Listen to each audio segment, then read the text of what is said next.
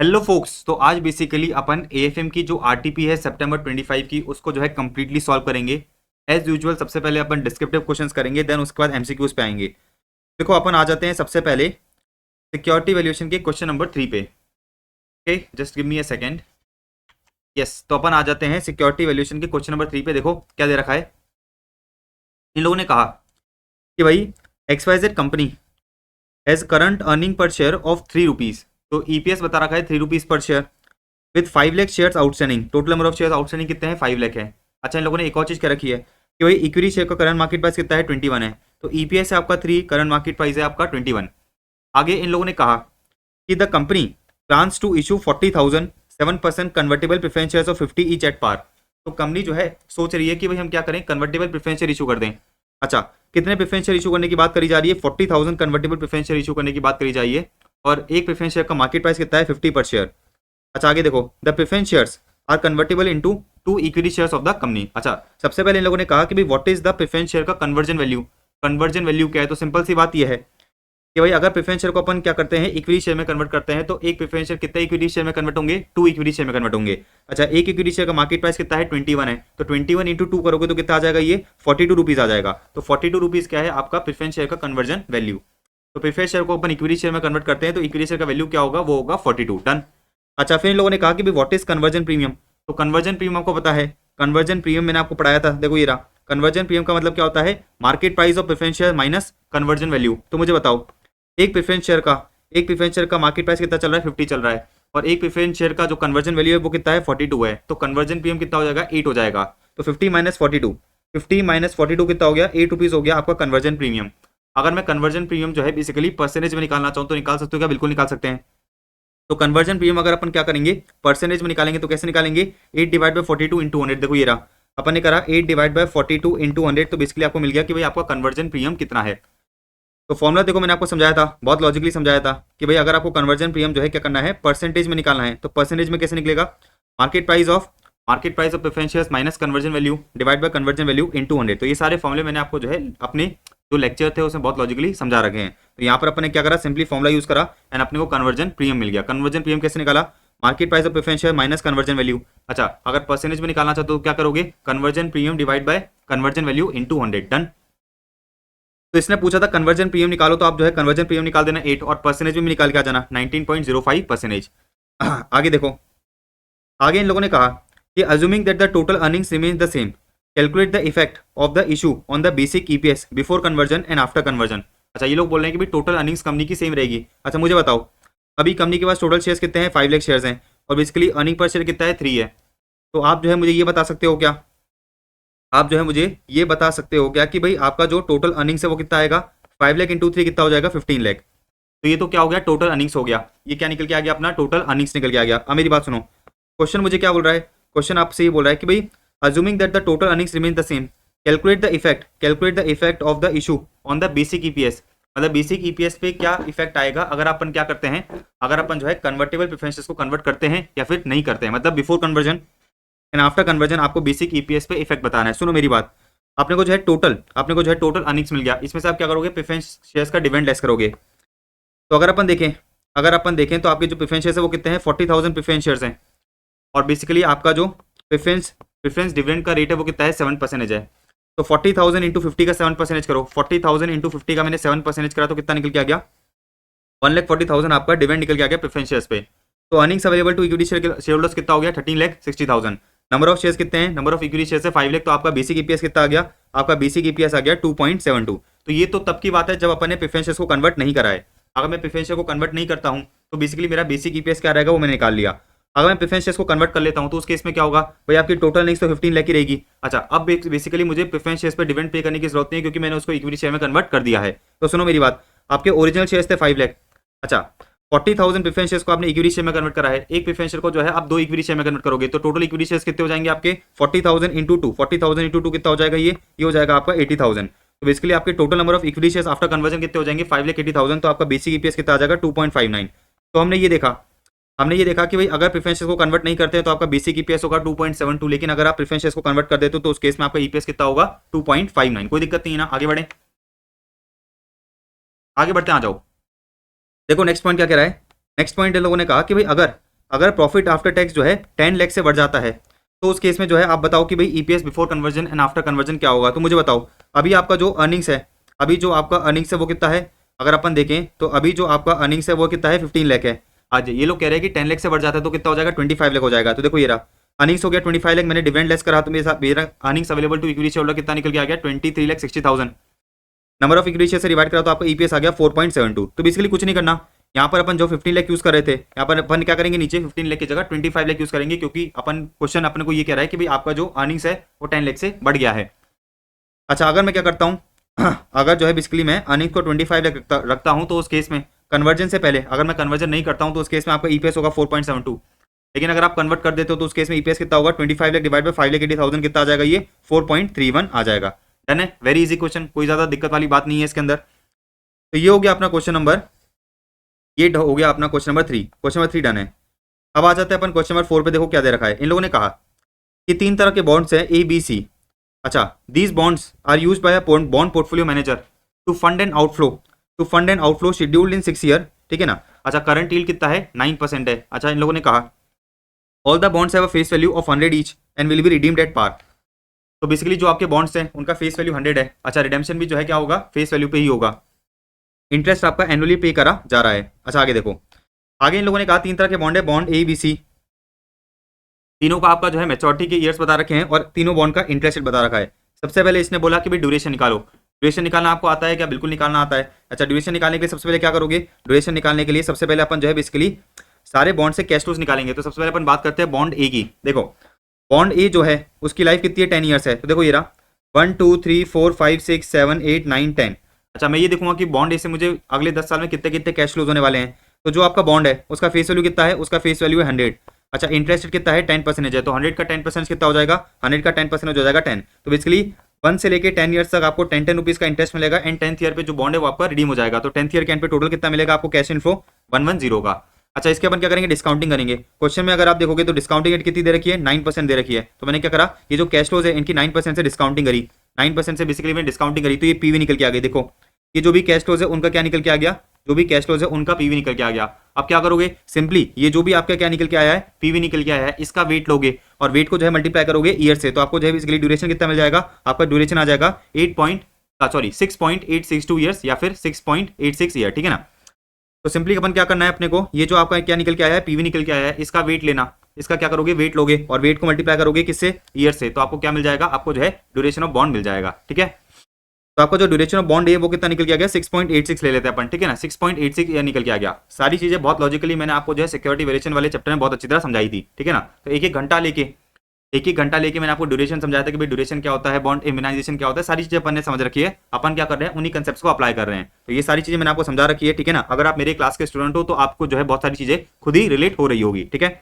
तो ये अपन आरटीपी कर रहे हैं। आरटीपी में मैं जो है आपको कंसेप्ट रिवाइज नहीं करा सकता पूरा का पूरा, क्योंकि कंसेप्ट रिवाइज अपन करते हैं तो कंसेप्ट रिवाइज करने में जो है 1-1.5 घंटा निकल जाता है। तो बॉन्ड ड्यूरेशन अपन ने निकाला, अपन ने बॉन्ड ए का बॉन्ड ड्यूरेशन निकाला। इसी तरह से क्या करोगे? बॉन्ड बी का बॉन्ड ड्यूरेशन निकालोगे। अपन ये देखोगे भी बॉन्ड बी से क्या क्या कैश फ्लोज होने वाले हैं, उसके अपन क्या करेंगे? 9% से जो है पीवी कर लेंगे। अगेन क्या करोगे? पीवी की जो है वेट लोगे और वेट को मल्टीप्लाई करोगे ईयर से, तो ड्यूरेशन आ जाएगा। देखो ये रहा 5.83 ईयर्स। अच्छा, बॉन्ड सी का अपने ड्यूरेशन निकाला, वो कितना निकल के आ गया? 4.24 ईयर्स। कोई दिक्कत नहीं है, वेरी इजी। अच्छा आगे देखो, अपन ने सबसे पहले ड्यूरेशन निकाल लिया, अपन ने जो है सबसे पहले बॉन्ड का ड्यूरेशन निकाल लिया। आगे बढ़ते हैं। देखो इन लोगों ने कहा कि the bond portfolio manager has been asked to keep 45% of the portfolio money in bond A. Calculate the percentage amount to be invested in bonds B and C that need to be purchase to immunise the portfolio. क्या बोल रहा है? ये bond immunisation का concept आ गया। मेरी बात सुनो मेरी बात सुनो। इन लोगों ने कहा, तो इन लोगों ने कहा कि भाई अपने पास 3 तरह के बॉन्ड है, बॉन्ड ए बी सी।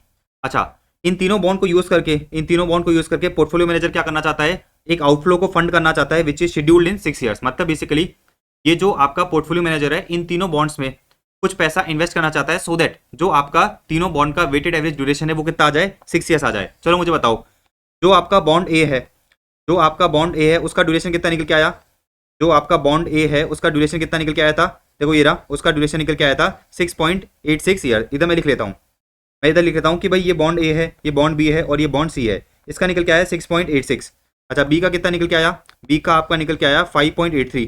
तो मैंने बी का लिखा 5.83। अच्छा, और आपका सी का कितना निकल के आया?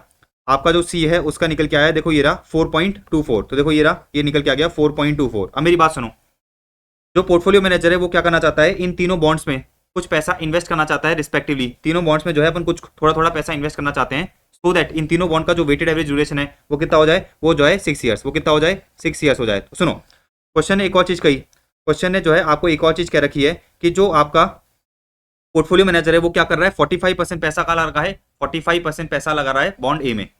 अच्छा, आपने को ये निकालना है कि भाई बॉन्ड बी और सी में कितना पैसा लगाया जाए। तो मेरी बात बड़े ध्यान से समझना, तो मेरी बात बड़े ध्यान से समझना।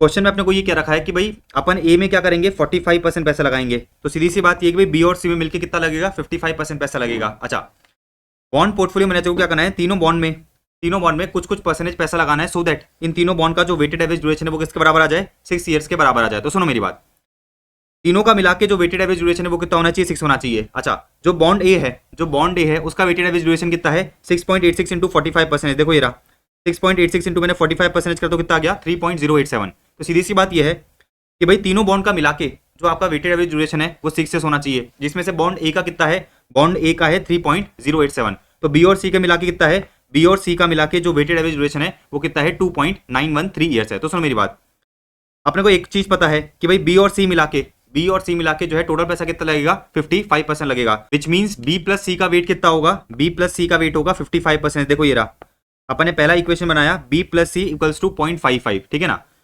तो बेसिकली बॉन्ड बी और बॉन्ड सी में जो भी आप पैसा लगाओगे वो किसके बराबर होगा, 55% के बराबर होगा। तो इक्वेशन क्या बना, इक्वेशन ये बना कि भाई बी प्लस सी किसके बराबर है, 55% के बराबर है। अच्छा, दूसरा इक्वेशन क्या बनेगा, अपने को एक और चीज पता है कि भाई बॉन्ड बी और बॉन्ड सी का मिला के वेटेड एवरेज ड्यूरेशन कितना होगा, वो अपन ने निकाला 2.913% होगा, ठीक है ना। तो सुनो मेरी बात, बॉन्ड बी का ड्यूरेशन है 5.83% और बॉन्ड सी का ड्यूरेशन कितना है, 4.24% है। अच्छा, अभी अपन ने ये देखा था कि भाई बॉन्ड ए में अपन ने 45% पैसा लगा रखा है, बॉन्ड बी का वेट अपन ने अज्यूम करा था B% एंड बॉन्ड सी का वेट अपन ने क्या अज्यूम करा था, C%, राइट। तो अपन ने एक इक्वेशन तो क्या बनाया कि भाई B% प्लस C% बना के कितना है, 55 है। देखो ये रहा ना, बी प्लस सी 55% के बराबर है। दूसरा इक्वेशन क्या है कि भाई इन दोनों का बी और सी का जो वेटेड एवरेज ड्यूरेशन है वो किसके बराबर होगा, वो जो है 2.913 के बराबर होगा। तो कैसे निकालोगे आप करोगे 5.83 इंटू बी प्लस 4.24 इंटू सी किसके बराबर होगा, 2.913 के बराबर होगा। देखो ये रहा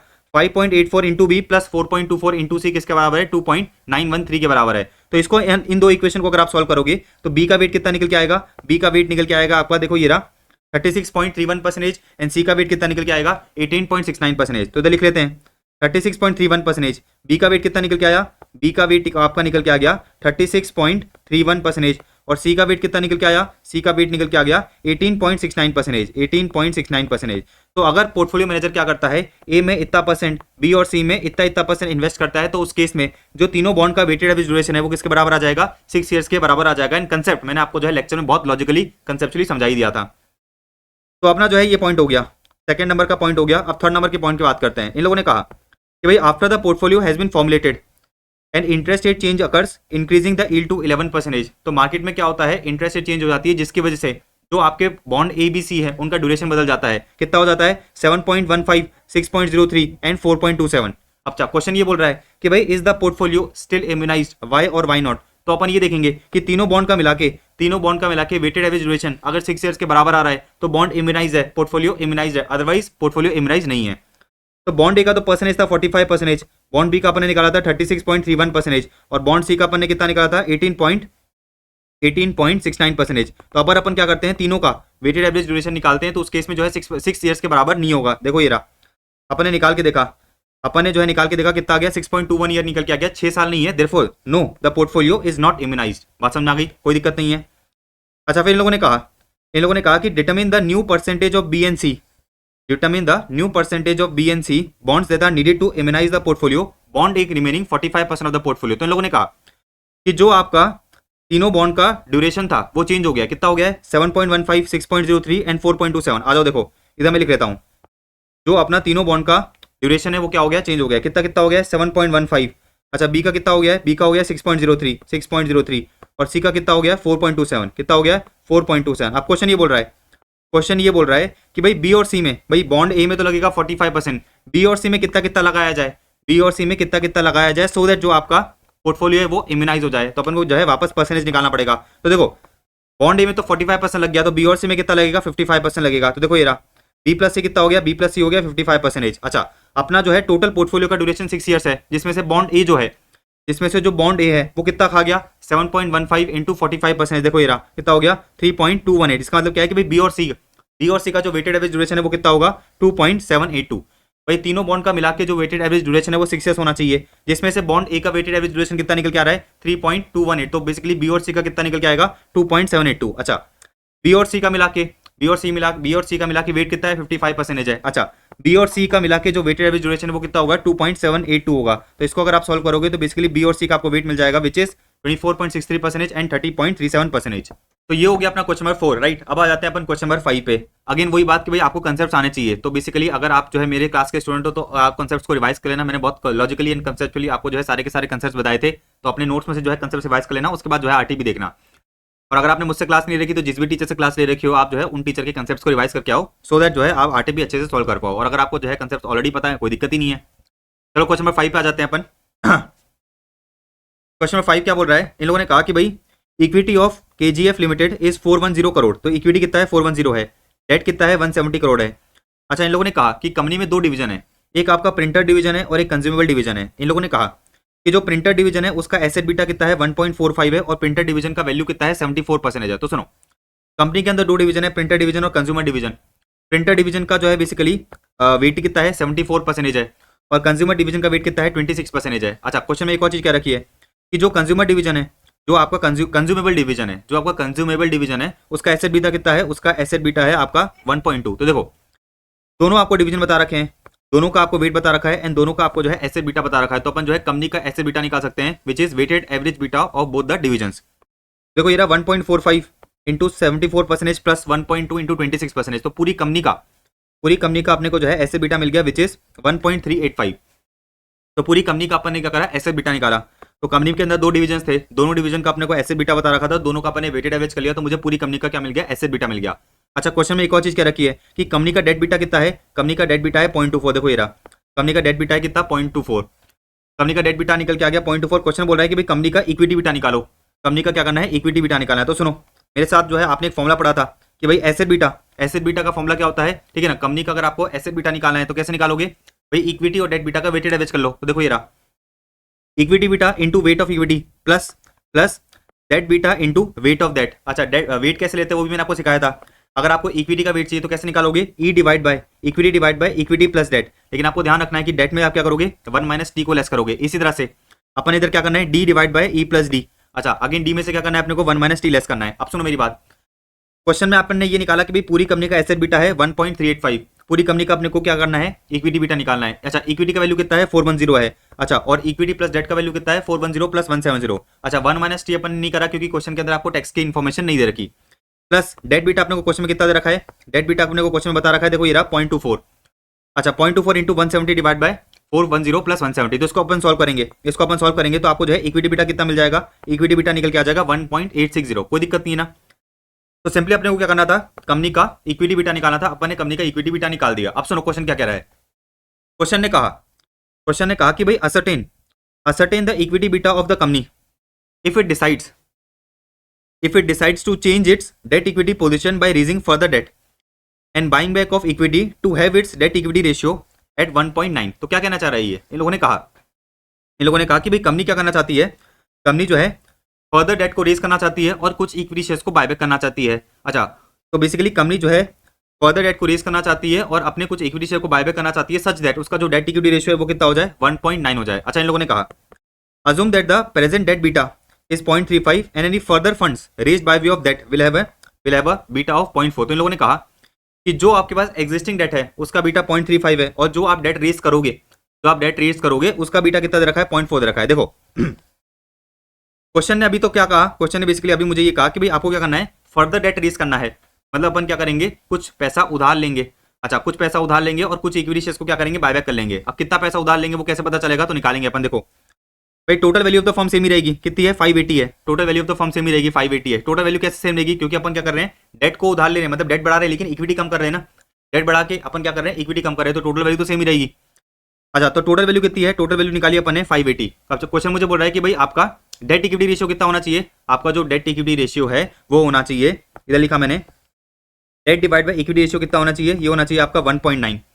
date divide by equity ratio कितना होना चाहिए 1.9। अच्छा आपको एक और चीज पता है कि डेट प्लस इक्विटी कितना है 580 है। तो बेसिकली मैं इक्विटी जगह क्या लिख सकता हूँ, इक्विटी की जगह आप लिख सकते हो 580 माइनस डेट। तो इधर लिखा मैंने D divide by 580 minus debt equals to 1.9। तो आपका डेट का वैल्यू कितना निकल के आएगा, इसको अगर आप सॉल्व करोगे तो आपका डेट का वैल्यू निकल के आएगा 380 करोड़। चलो सॉल्व करके देखते हैं। तो इधर लिखा मैंने D equals to 1.9 into 580 into करा मैंने 1.9, कितना आ गया ये 1102, माइनस करा मैंने 1.9 डी। तो इसको मैं इधर लेके आ जाऊंगा, इसको जो है आप इधर लेके आ जाओगे तो कितना हो जाएगा 2.9 डी। तो 1102 डिवाइड बाय 2.9 कितना आ गया, ये 380 आ गया। देखो ये रहा कि भाई आपका डिजायर्ड डेट टेबल कितना है 380 करोड़ है। इसका सिंपल सा मतलब ये है कि जो आपका नया कैपिटल स्ट्रक्चर है उसके अंदर आपका जो टोटल डेट है वो कितना होना चाहिए 380 होना चाहिए। एग्जिस्टिंग कितना है, एग्जिस्टिंग अगर आप देखोगे तो एग्जिस्टिंग है 170। तो 380 माइनस 170 करा तो बेसिकली आपको रेस कितना करना है, आपको रेस करना है 210। आपको रेस कितना करना है, आपको जो है बेसिकली रेस करना है 210। कोई दिक्कत नहीं है ना। तो मुझे एक चीज समझ में आ गई कि भाई जो मेरी नया कैपिटल स्ट्रक्चर है उसमें टोटल वैल्यू कितना है 580 है। 580 में से 380 करोड़ तो क्या होगा, डेट होगा, और आपका जो है 200 करोड़ क्या होगा, इक्विटी होगा। कोई दिक्कत नहीं है ना। तो सिंपल सी बात यह है कि आपने 210 करोड़ डेट से रेस करे हैं और 210 से इक्विटी कम हो गया है। पहले आपका इक्विटी कितना था, पहले आपका इक्विटी था 410। तो 410 में से आपने क्या करा 210 की इक्विटी को बायबैक कर लिया, तो बचा कितना 200 बचा। कोई दिक्कत नहीं है। अच्छा आप देखो क्वेश्चन क्या बोल रहा है, क्वेश्चन जो है मुझे ये बोल रहा है कि भाई आप क्या करो, आप जो है इक्विटी बिटा निकालो। कैपिटल स्ट्रक्चर चेंज होने के बाद क्या करो, इक्विटी बिटा निकालो। अच्छा तो आपको एक चीज पता है, आपको जो है एक चीज पता है कि भाई अपन ने ये निकाल लिया कि भाई कैपिटल स्ट्रक्चर चेंज होने के बाद जो आपका टोटल फर्म का वैल्यू है उसमें डेट और इक्विटी का पोर्शन कितना है, डेट और इक्विटी का वेट कितना है। अच्छा टोटल फर्म का, टोटल कंपनी का जो एसेट बीटा है वो भी सेम रहेगा। टोटल कंपनी का जो एसेट बीटा है वो भी क्या रहेगा, सेम ही रहेगा। अब मेरी बात सुनना, अभी जो कंपनी है, नई वाली जो कंपनी है उसके अंदर इक्विटी कितना है 200 है, डेट कितना है 170 है और डेट कितना है 210 है। अच्छा ये जो दो तरह के डेट हैं इनका बीटा भी अपने को क्वेश्चन में अलग अलग दे रखा है, इसका है 0.35 और इसका है 0.4। अच्छा आपने को इक्विटी बीटा निकालना है, तीनों का वेट अपने को बताइए भाई, तीनों का टोटल कितना है 580 है। तो बेसिकली अपने तीनों का वेट निकाल लिया, दिस एंड दिस। तो अगर क्या करता हूं मैं इन तीनों का वेटेड एवरेज लेता हूं, मतलब मैं क्या करता हूं इन तीनों इक्विटी और दोनों डेट का वेटेड एवरेज बीटा लेता हूं, तो किसके बराबर आएगा 1.385 के बराबर आएगा। तो देखो मैंने क्या करा, इन सबको मल्टीप्लाई करा, कितनी वैल्यू होगी दिस, इन सबको टोटल करा, कितना हो गया ये हो गया 0.248 प्लस 0.345 इंटू एक्स। अच्छा ये किसके बराबर होगा, ये जो है आपका 1.385 के बराबर होगा। तो आपका जो एक्स का वैल्यू वो कितना निकल के आ जाएगा 3.296। तो बेसिकली आपका जो इक्विटी बीटा है वो कितना निकल के आ गया 3.296 निकल के आ गया। कोई दिक्कत नहीं है ना। अपन ने क्या करा, अपन ने जो है सिंपली वेटेड एवरेज बीटा निकाला है। भाई कंपनी का जो एसेट बीटा है कैसे निकलता है, इक्विटी और डेट का वेटेड एवरेज कर लो, इक्विटी और डेट बीटा का कर लो, वेटेड एवरेज कर लो। तो ये जो इक्विटी है इसका बीटा मैंने एक्स मान लिया, ये जो दो डेट है, ये जो दोनों जो डेट है उसका मुझे बीटा दे ही रखा था, तीनों का वेट मुझे पता ही है। तो मैंने क्या करा, इन तीनों बीटा का वेटेड एवरेज निकाला, इन तीनों बीटा का वेट का निकाला, कितना आ गया ये निकल के आ गया 0.248 प्लस 0.345 इंटू एक्स। कैसे निकाला, इसको इससे मल्टीप्लाई करा ये आ गया, इसको इससे मल्टीप्लाई करा ये आ गया, इसको इससे मल्टीप्लाई करा ये आ गया। इन तीनों को अपने क्या करा ऐड करा, तो कितना आ गया दिस आ गया।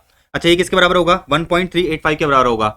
तो तीनों बीटा का मैं वेटेड एवरेज करूंगा तो वो किसके बराबर आएगा, ऐसे बीटा के बराबर आएगा। और ऐसे बीटा जो है अपने निकाला ही था वो कितना था 1.385। तो बेसिकली आपका जो इक्विटी बीटा है वो कितना निकल के आ जाएगा 3.296। डन है। तो पहला पॉइंट हो गया था, दूसरा पॉइंट हो गया, तीसरा देखो क्या बोल रहा है, evaluate whether the new equity justifies, new equity beta justifies the increase in value of equity on account of leverage. देखो क्वेश्चन क्या बोल रहा है, पहले आपका जो इक्विटी बीटा था, पहले जो आपका इक्विटी बीटा था वो कितना था 1.860, और अब आपका जो इक्विटी बीटा है, वो कितना हो गया 3.296 हो गया। तो आपका जो इक्विटी बीटा है वो कम है, आपका जो इक्विटी बीटा है बढ़ गया, सॉरी आपका जो इक्विटी बीटा है बढ़ गया। पहले कितना था, पहले था 1.86, अब कितना हो गया, अब हो गया 3.296। लेकिन आपका जो इक्विटी का वैल्यू वो तो कम हो गया ना, पहले इक्विटी का वैल्यू कितना था, पहले इक्विटी का वैल्यू था 410 और अब इक्विटी का वैल्यू कितना हो गया 200 हो गया। तो इन लोगों ने कहा कि भाई क्योंकि there is no increase in value of equity, कोई अपन ने जो है इक्विटी की वैल्यू में इंक्रीज नहीं करा है, it does not justify increase in the equity beta. तो हम लोग सिंपली ये कहेंगे कि भाई आपने क्या करा है, लेवरेज लिया है, मतलब अपनी कंपनी में डेट को इंट्रोड्यूस करा है। तो डेट को इंट्रोड्यूस करने का कोई फायदा नहीं हुआ, क्योंकि जो इक्विटी का वैल्यू वो तो बढ़ा ही नहीं। भाई पहले इक्विटी का वैल्यू था 410, अब इक्विटी का वैल्यू कितना है 200 है। तो उन लोगों ने कहा कि भाई लेवरेज का मतलब क्या है कि जो आपने लोन लिया, जो आपने क्या करा है, लोन लिया है, उसकी वजह से आपको जो है बेसिकली इक्विटी का तो फायदा ही नहीं हुआ। तो क्वेश्चन अपन से यही पूछ रहा था कि भाई evaluate whether the new equity beta justifies increase in value of equity on account of leverage. तो हमने कहा कि भाई देखो आपकी जो वैल्यू है इक्विटी की तो बढ़ी नहीं है, लेवरेज की वजह से तो आपकी जो इक्विटी की वैल्यू वो बढ़ी ही नहीं है। तो हमने इधर वही बताया कि भाई क्योंकि there is no increase in the value of equity it does not justify increase in equity beta. तो भले ही आपका इक्विटी बीटा बड़ा है, आपका जो इक्विटी बीटा है वो भले ही बड़ा है, लेकिन उसकी वजह से जो आपका इक्विटी का वैल्यू है वो अभी तक नहीं बढ़ा। तो ये हो गया आपका question number 5 done. Question number 5 done है। अब आ जाते हैं अपन क्वेश्चन नंबर 6 पे। देखो क्वेश्चन नंबर 6 क्या कह रहा है। इन लोगों ने कहा कि a rice trader has plan to sell 22,000 KG of rice after 3 months. तो बेसिकली एक ट्रेडर है, उसको 3 महीने बाद 22,000 केजी राइस बेचने हैं। आज के दिन पे 1 केजी का प्राइस चल रहा है 60। अच्छा, इन लोगों ने कहा कि भाई 3 months futures on the same is trading at 59 per KG, size of the contract is 1000 KG. अच्छा, what the trader can do to mitigate its risk of reduce profit if the price is expected to fall as low as 56 per KG 3 months hence. तो मेरी बात सुनो, मेरी बात जो है बड़े ध्यान समझना। एक राइस ट्रेडर है, उसको जो है 3 महीने बाद 22,000 केजी राइस बेचने के हैं। उसको डर इस बात का लग रहा है कि भाई 1 केजी की जो रेट है बाद में जाके 3 महीने बाद गिर ना जाए। उसको क्या करना है, आज अपनी पोजीशन को हेज करना है। अच्छा, ये जो ट्रेडर है इसको ऐसा लगता है कि 3 महीने बाद जो 1 किलो का प्राइस है वो कितना हो जाएगा, 56 पर केजी हो जाएगा। आज के दिन पे अगर अपन देखें तो राइस का प्राइस चल रहा है 60, और आज के दिन पे अगर आप फ्यूचर कॉन्टेक्ट करना चाहो तो कितने पे कर सकते हो, 59 पे कर सकते हो। अच्छा, हमें डर लग रहा है, हमें जो है डर लग रहा है कि भाई प्राइस कहीं गिर ना जाए। हमें जो है बेसिकली डर लग रहा है कि भाई जो राइस का प्राइस है पर केजी का कहीं गिर ना जाए। तो बेसिकली हेज करने के लिए अपन क्या करेंगे, फ्यूचर्स को सेल करेंगे। तो आज के दिन पे अपन ने क्या करा, आज के दिन पे जो है अपन ने एक कॉन्ट्रैक्ट करा। आज के दिन पे अपन जो है स्टॉक एक्सचेंज के पास गए और स्टॉक एक्सचेंज को बोला कि देखो मैं जो है आपको 3 महीने बाद 22,000 राइस जो है 22,000 के जो राइस है 59 पर केजी भी बेचना चाहता हूँ। फ्यूचर जो अपन ने क्या करा, स्टॉक एक्सचेंज के साथ जाके आज के दिन पे फ्यूचर कॉन्ट्रैक्ट कर लिया। अच्छा, 3 महीने बाद जो मार्केट में एक्चुअल रेट है वो कितनी चल रही है, 56 चल रही है। तो आपने क्या करा, आपने जो है 3 महीने बाद 22,000 केजी राइस 56 की रेट से खरीदा और स्टॉक एक्सचेंज को 59 पे बेच दिया। तो आपका फायदा कितने का हुआ, आपको जो है पर केजी पे 3 रुपीज का फायदा हुआ। अच्छा, टोटल आपके कितने केजी थे, 22,000 केजी थे। तो आपका टोटल फायदा कितना हो गया, टोटल फायदा हो गया आपका 22,000 इंटू 3। बेसिकली आपको जो है 66 रुपीज का जो है फायदा हो गया। तो जो आपने फ्यूचर कॉन्ट्रैक्ट करा था उस पर आपको 66 रुपीज का 66,000 का क्या हो गया, फायदा हो गया। बात समझ आई। अच्छा, 3 महीने बाद एक्चुअल में इस राइस को बेचोगे भी, 3 महीने बाद एक्चुअल में इस राइस को बेचोगे भी, किस रेट से बेचोगे, उस दिन पे जो रेट चल रही है। क्वेश्चन क्या बोल रहा था, क्वेश्चन इसने ये कहा कि भाई what the trader can do. Trader जो है बेसिकली क्या कर सकता है। तो हमने कहा कि भाई ट्रेडर अपने आप को हेज करने के लिए आज के दिन पे फ्यूचर को सेल कर सकता है। तो आज के दिन पे जो है फ्यूचर कॉन्ट्रैक्ट सेल करने का कॉन्ट्रैक्ट करेगा। देखो ये रहा कि भाई ट्रेडर क्या कर सकता है, फ्यूचर कॉन्ट्रैक्ट को सेल कर सकता है। कि आज के दिन पे वो स्टॉक एक्सचेंज के पास गया और स्टॉक एक्सचेंज को कहा कि भाई देखो 3 महीने बाद जो है मैं आपको 22,000 केजी राइस जो है 59 की रेट से बेचना चाहता हूँ। आज के दिन पे जो है उसने स्टॉक एक्सचेंज के साथ कॉन्ट्रैक्ट कर लिया। तो फायदा हुआ 66,000 का। अब सुनो मेरी बात 66,000 का तो फायदा हो गया फ्यूचर कॉन्ट्रैक्ट पे। अच्छा, 3 महीने बाद वो एक्चुअल में राइस को बेचेगा भी, कितने बेचेगा, 22,000 इंटू 56। तो बेसिकली कितने बेचेगा, 12,32,000 बेचेगा, 12,32,000 बेचेगा। तो टोटल कितना पैसा मिला भाई, ये तो जो है राइस बेचने में मिला और ये फ्यूचर कॉन्ट्रैक्ट में फायदा हुआ। तो टोटल फायदा कितना हो गया, टोटल फायदा हो गया मेरा मतलब टोटल पैसा कितना मिला अपने को, 12,98,000 का। अच्छा, पर केजी अपन निकाल सकते हैं कि भाई पर केजी आपको इफेक्टिवली कितना मिला। तो 12,98,000 डिवाइड बाय 22,000 कितना आ गया, ये 59 रुपीज पर केजी। तो पर केजी आपका इफेक्टिव रियलाइजेशन कितना है, 59 पर केजी है। ठीक है, डन है। अच्छा, कोई दिक्कत नहीं है ना, वेरी इजी। तो इस ट्रेडर को डर लग रहा था कि भाई जो 1 केजी का राइस का प्राइस है वो कहीं गिर ना जाए फ्यूचर में। तो आज के दिन पे क्या करा, उसने फ्यूचर कॉन्ट्रैक्ट सेल करने का कॉन्ट्रैक्ट कर लिया। मतलब आज के दिन पे वो स्टॉक एक्सचेंज के पास गया और स्टॉक एक्सचेंज को ये कहा कि भाई देखो 3 महीने बाद मैं आपको जो है राइस बेचना चाहता हूँ 59 पर केजी पे। अब 3 महीने बाद जब एक्चुअल में प्राइस 56 था तो उसने क्या करा, मार्केट से 56 पे खरीदा और स्टॉक एक्सचेंज को 59 पे बेच दिया। तो उसको पर केजी पे 3 रुपीज का फायदा हो गया। डन है। अच्छा, पॉइंट नंबर 2 पे आते हैं। इन लोगों ने कहा कि suppose if the trader decides to make use of futures का यूज कर रहे हैं अपन, what would be the effective realised price from its sale when after 3 months spot price is 57 and future contract price is 58। तो इन लोगों ने कहा कि 3 महीने बाद एक्चुअल में प्राइस कितना चल रहा है, 3 महीने बाद एक्चुअल में प्राइस चल रहा है 57। तो सीधी सी बात है 3 महीने बाद वो एक्चुअल में राइस तो 57 पे बेचेगा। तो 22,000 इंटू 57 मतलब 3 महीने बाद जो उसने राइस बेचे 57 की रेट से बेचे, उसको कितना पैसा मिल गया, 12,54,000 मिल गया। अब सुनो, उसने फ्यूचर कॉन्ट्रैक्ट भी करा है। मतलब आज के दिन पे उसने स्टॉक एक्सचेंज के साथ एक कॉन्ट्रैक्ट करा था कि वो क्या करेगा, 3 महीने बाद स्टॉक एक्सचेंज को राइस बेचेगा 59 पर केजी पे। अच्छा, यहाँ पर इन लोगों ने क्या रखा है, 3 महीने बाद फ्यूचर का प्राइस कितना चला है, 58 पर केजी चल रहा है। तो उसने मार्केट से 58 पे खरीदा होगा, 59 पे बेचा होगा। तो पर केजी पे 1 रुपीज का क्या हुआ, फायदा हुआ। टोटल उसको फायदा कितना हुआ होगा, 22,000 का फायदा हुआ होगा। मतलब 3 महीने बाद उसका टोटल कितना पैसा आएगा, 3 महीने बाद उसके पास टोटल पैसा आएगा 12,54,000 प्लस 22,000 कितना हो गया, 12,76,000। इफेक्टिव रियलाइजेशन निकालें तो 12,76,000 डिवाइड बाय 22,000 कितना हो जाएगा, ये 58 रुपीज पर केजी का क्या हो जाएगा, आपको इफेक्टिव रियलाइजेशन हो जाएगा। डन है। वेरी इजी क्वेश्चन, डेरिवेटिव्स का क्वेश्चन था, बहुत आसानी से अपन ने कर लिया। ठीक है, अब चलते हैं नेक्स्ट क्वेश्चन पे। पॉइंट नंबर 2 पे देखो क्या कह रहा है। इन लोगों ने कहा कमोडिटी डेरिवेटिव्स का क्वेश्चन है, कर रखा है अपन ने। A company is long on 10 metric ton of copper at the rate of 534 per KG, ठीक है ना, and intends to remain so for the ensuing quarter. तो basically 10 metric ton, 10 metric ton, अच्छा एक टन में क्या होता है, एक टन में 1000 केजी होता है। तो ये जो कंपनी है इसके पास 10,000 केजी, इसके पास 10,000 केजी ऑफ कॉपर पड़ा है। 54 पर केजी पे जो है इसने क्या करा था, खरीदा था। मतलब आज के दिन पे जो कॉपर का रेट है वो कितना चल रहा है, 534 पर केजी चल रहा है। अच्छा इन लोगों ने कहा कि the variance of change in the spot and future prices are 16% and 13% respectively. इन लोगों ने कहा कि भाई कोरिलेशन कोएफिशिएंट कितना है, 0.75 है। फिर इन लोगों ने एक और चीज कही कि the contract size of one contract is 1000 KG. अच्छा ये लोग कह रहे हैं कि भाई ऑप्टिमल हेज रेशियो निकालो। क्या करो, ऑप्टिमल हेज रेशियो निकालो। मेरे नोट्स में चलते हैं, एक बार मेरे नोट्स में चलते हैं, वहां पर डेरिवेटिव्स मैंने आपको जो है सिखाया था। पेज नंबर चलते हैं अपन 60 पे आ जाओ।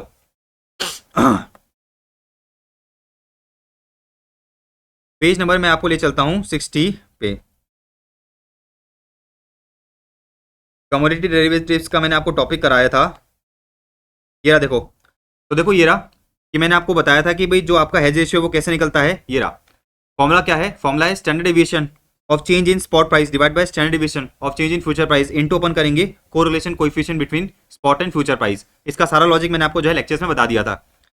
तो क्वेश्चन अपन से वही कह रहा है कि भाई आप क्या करो, सबसे पहले हेज रेशियो निकालो। तो फॉर्मूला वही बनेगा, आपका फॉर्मूला वही बनेगा सेम, कि भाई आपका जो कोरिलेशन कोएफिशिएंट है कितना है, 0.75 है। इंटू क्या करेंगे अपन, इंटू करेंगे अपन standard deviation of change in spot price divide by standard deviation of change in future price. यहाँ पर अपन को वेरियंस दे रखा है, तो अपन क्या करेंगे, अपन वेरियंस का अगर अंडर रूट करेंगे तो मुझे क्या मिल जाएगा, स्टैंडर्ड डिविएशन मिल जाएगा।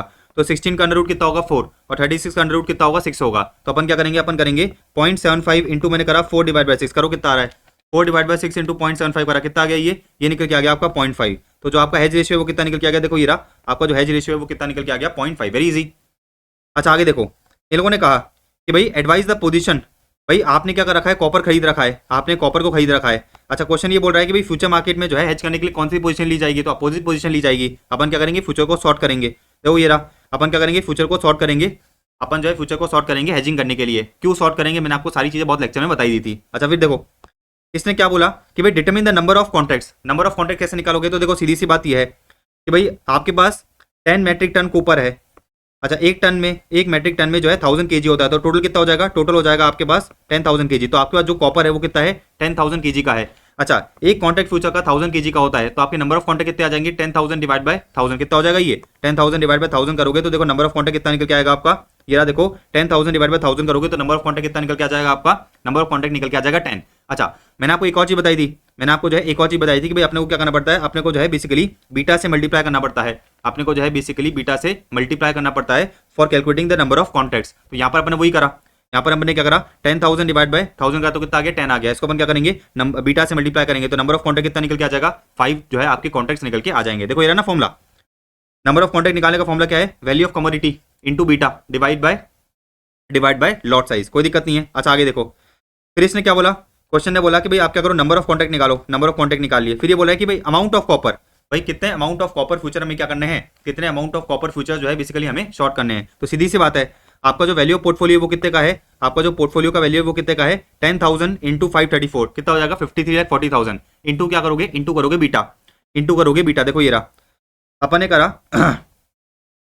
ने करा 10,000 इंटू 534 इंटू करा मैंने 0.5, कितना आ जाएगा, ये निकल के आ जाएगा आपका 26,70,000।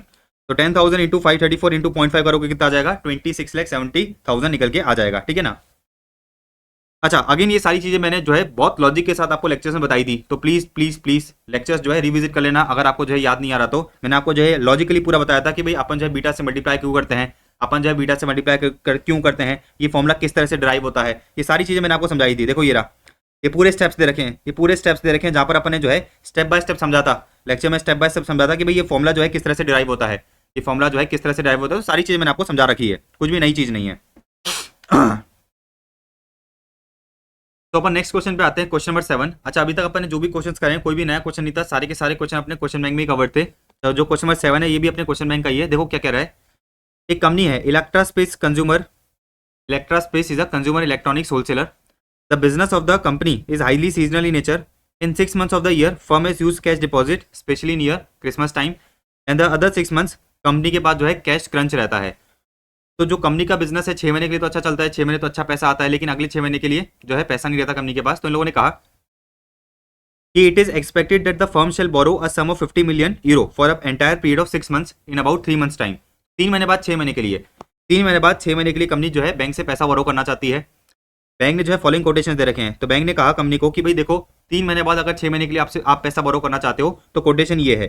तो ये तो आपकी जो है बोरिंग रेट है और ये डिपॉजिट रेट है, ठीक है ना। तो बेसिकली 3 × 9 का मतलब क्या होता है कि 3 महीने बाद 6 महीने के लिए अगर कंपनी को पैसा बोरो करना है बैंक से तो रेट आपकी ये वाली लगेगी। अब देखो क्वेश्चन क्या बोल रहा है।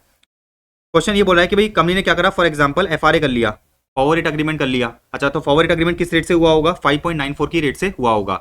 अब सुनो, इन लोगों ने कहा how an FRA shell be useful अगर एक्चुअल इंटरेस्ट रेट 3 महीने बाद जो एक्चुअल इंटरेस्ट रेट है वो कितनी हो गई, 4.5% हो गई। तो मुझे बताओ सीधी सी बात यह है कि 3 महीने बाद जो है आप क्या करोगे, बैंक से 5.94% में बोरो करोगे और मार्केट में जो है 4.5% पे इन्वेस्ट कर दोगे। तो आपको नुकसान कितने का होगा, 5.94 माइनस 4.5 का जो है आपको क्या होगा, नुकसान होगा। तो आप क्या करोगे, बैंक को पेमेंट कर दोगे, इतना अमाउंट जो है क्या करोगे, बैंक को पेमेंट कर दोगे। तो देखो 5.94 माइनस 4.5 कितना हो गया, 1.44%। तो ये आपका लॉस है, ये आपको क्या करना पड़ेगा, बैंक को कंपेंसेट करना पड़ेगा। आप क्या करोगे, बैंक को पे करोगे। तो 50 मिलियन इंटू 1.44% इंटू क्या करा मैंने, 6/12 करा, तो कितना आ गया, ये निकल के आ गया 3,60,000 यूरो।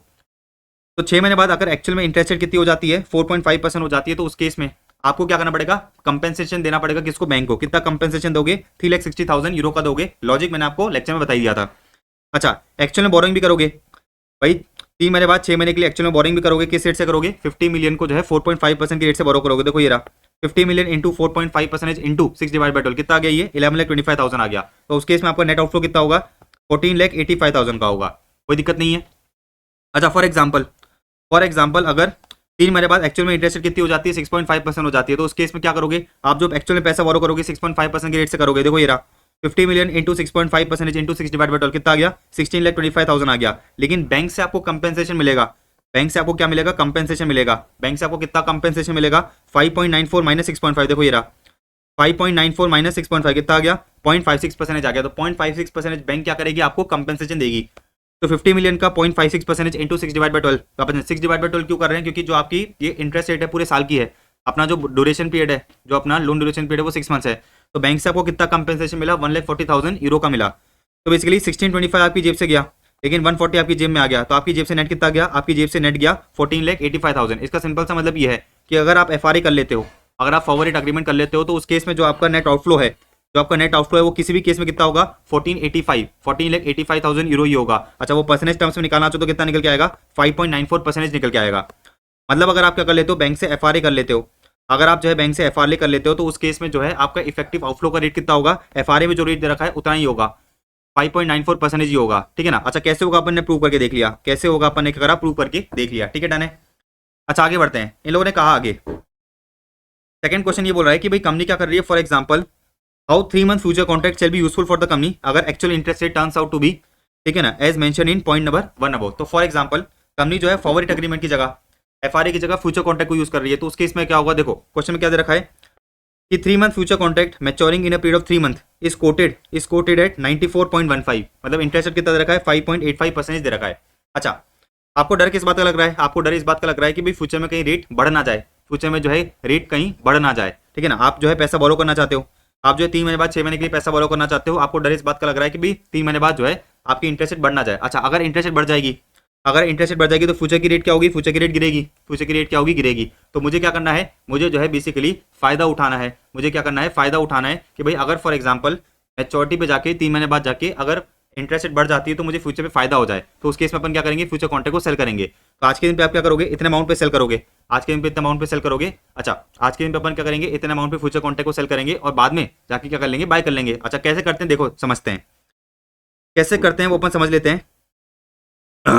सबसे पहले अपन ये निकालते हैं कि भाई नंबर ऑफ कॉन्ट्रैक्ट्स, कितने नंबर ऑफ कॉन्ट्रैक्ट्स आपको करने पड़ेंगे। तो देखो 50 मिलियन यूरो डिवाइड बाय करा मैंने कि भाई एक फ्यूचर कॉन्ट्रैक्ट का साइज कितना है, एक फ्यूचर कॉन्ट्रैक्ट का साइज है आपका 50,000 यूरो। ठीक है ना। लेकिन ये जो कॉन्ट्रैक्ट है तो 3 महीने का है, आपको तो 6 महीने के लिए कॉन्ट्रैक्ट करना है। तो अपन क्या करेंगे, अपन करेंगे इंटू 6/3। तो करो इसको, कितना आ रहा है, देखो ये रहा, इसको अपन ने करा, कितना आ गया ये भाई 50 मिलियन डिवाइड बाय 50,000 इंटू 6/3 कितना हो गया, 2000 कॉन्ट्रैक्ट। मतलब आपको जो है नंबर ऑफ कॉन्ट्रैक्ट्स कितने करने हैं, 2000 कॉन्ट्रैक्ट्स करने हैं। बात समझ में आ गई। आप जो क्या करोगे, 2000 कॉन्ट्रैक्ट्स करोगे। अब सुनो मेरी बात, आपने क्या करा है, फ्यूचर को सेल करा है। आपने आज के दिन पे क्या करा है, फ्यूचर को सेल करा है 94.15 पे। तो आज के दिन पे आपने जो है फ्यूचर को क्या करा है, सेल करा है 94.15। देखो ये रहा, आज के दिन पे मैंने फ्यूचर को सेल करा है 94.15 पे। अगर मैच्योरिटी में अगर जो है बेसिकली एक्चुअल इंटरेस्ट कितना हो जाता है, 4.5 हो जाता है, तो फ्यूचर का प्राइस कितना होगा, 100 माइनस 4.5, 100 माइनस 4.5 कितना होगा, 95.5 होगा। तो आपने सेल करा था 94.15 पे, आप बाय करोगे कितने पे, 95.5 पे, तो आपको नुकसान कितना हो जाएगा, 1.35% का आपका नुकसान हो जाएगा। अच्छा, एब्सोल्यूट टर्म्स में आपको नुकसान निकालेंगे तो एब्सोल्यूट टर्म्स में कितना नुकसान निकल के आएगा, एब्सोल्यूट टर्म्स में आपका जो नुकसान है वो कितना निकल के आएगा भाई, 2000 कॉन्टैक्ट। भाई आपने कॉन्टैक्ट कितने कर रखे हैं, आपने जो है 2000 कॉन्टैक्ट कर रखे हैं। एक कॉन्टैक्ट का साइज कितना है, 50,000 है।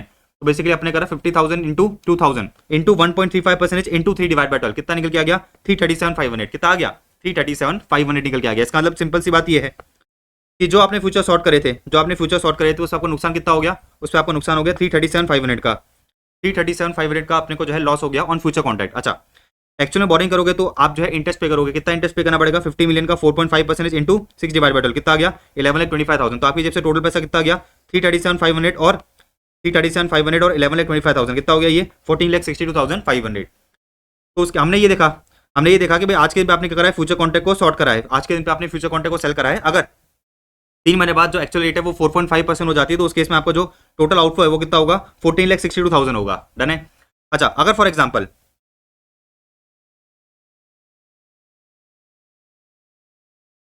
एग्जाम्पल 3 महीने बाद जो है मार्केट में रेट कितनी हो जाती है, 6.5% हो जाती है, तो उस केस में क्या होगा, सीधी सी बात यह है कि भाई आपने फ्यूचर को शॉर्ट करा था 94.15 पे, आपने फ्यूचर को शॉर्ट करा था 94.15 पे। 3 महीने बाद अगर रेट 6.5% हो जाती है तो फ्यूचर का प्राइस कितना होगा, 100 माइनस 6.5 कितना हो जाएगा, 93.5। तो आपने सेल करा था 94.15 पे, 94.15 पे खरीदोगे 93.5 पे, तो आपको फायदा कितने का हो गया, 0.65% का आपको फायदा हो गया।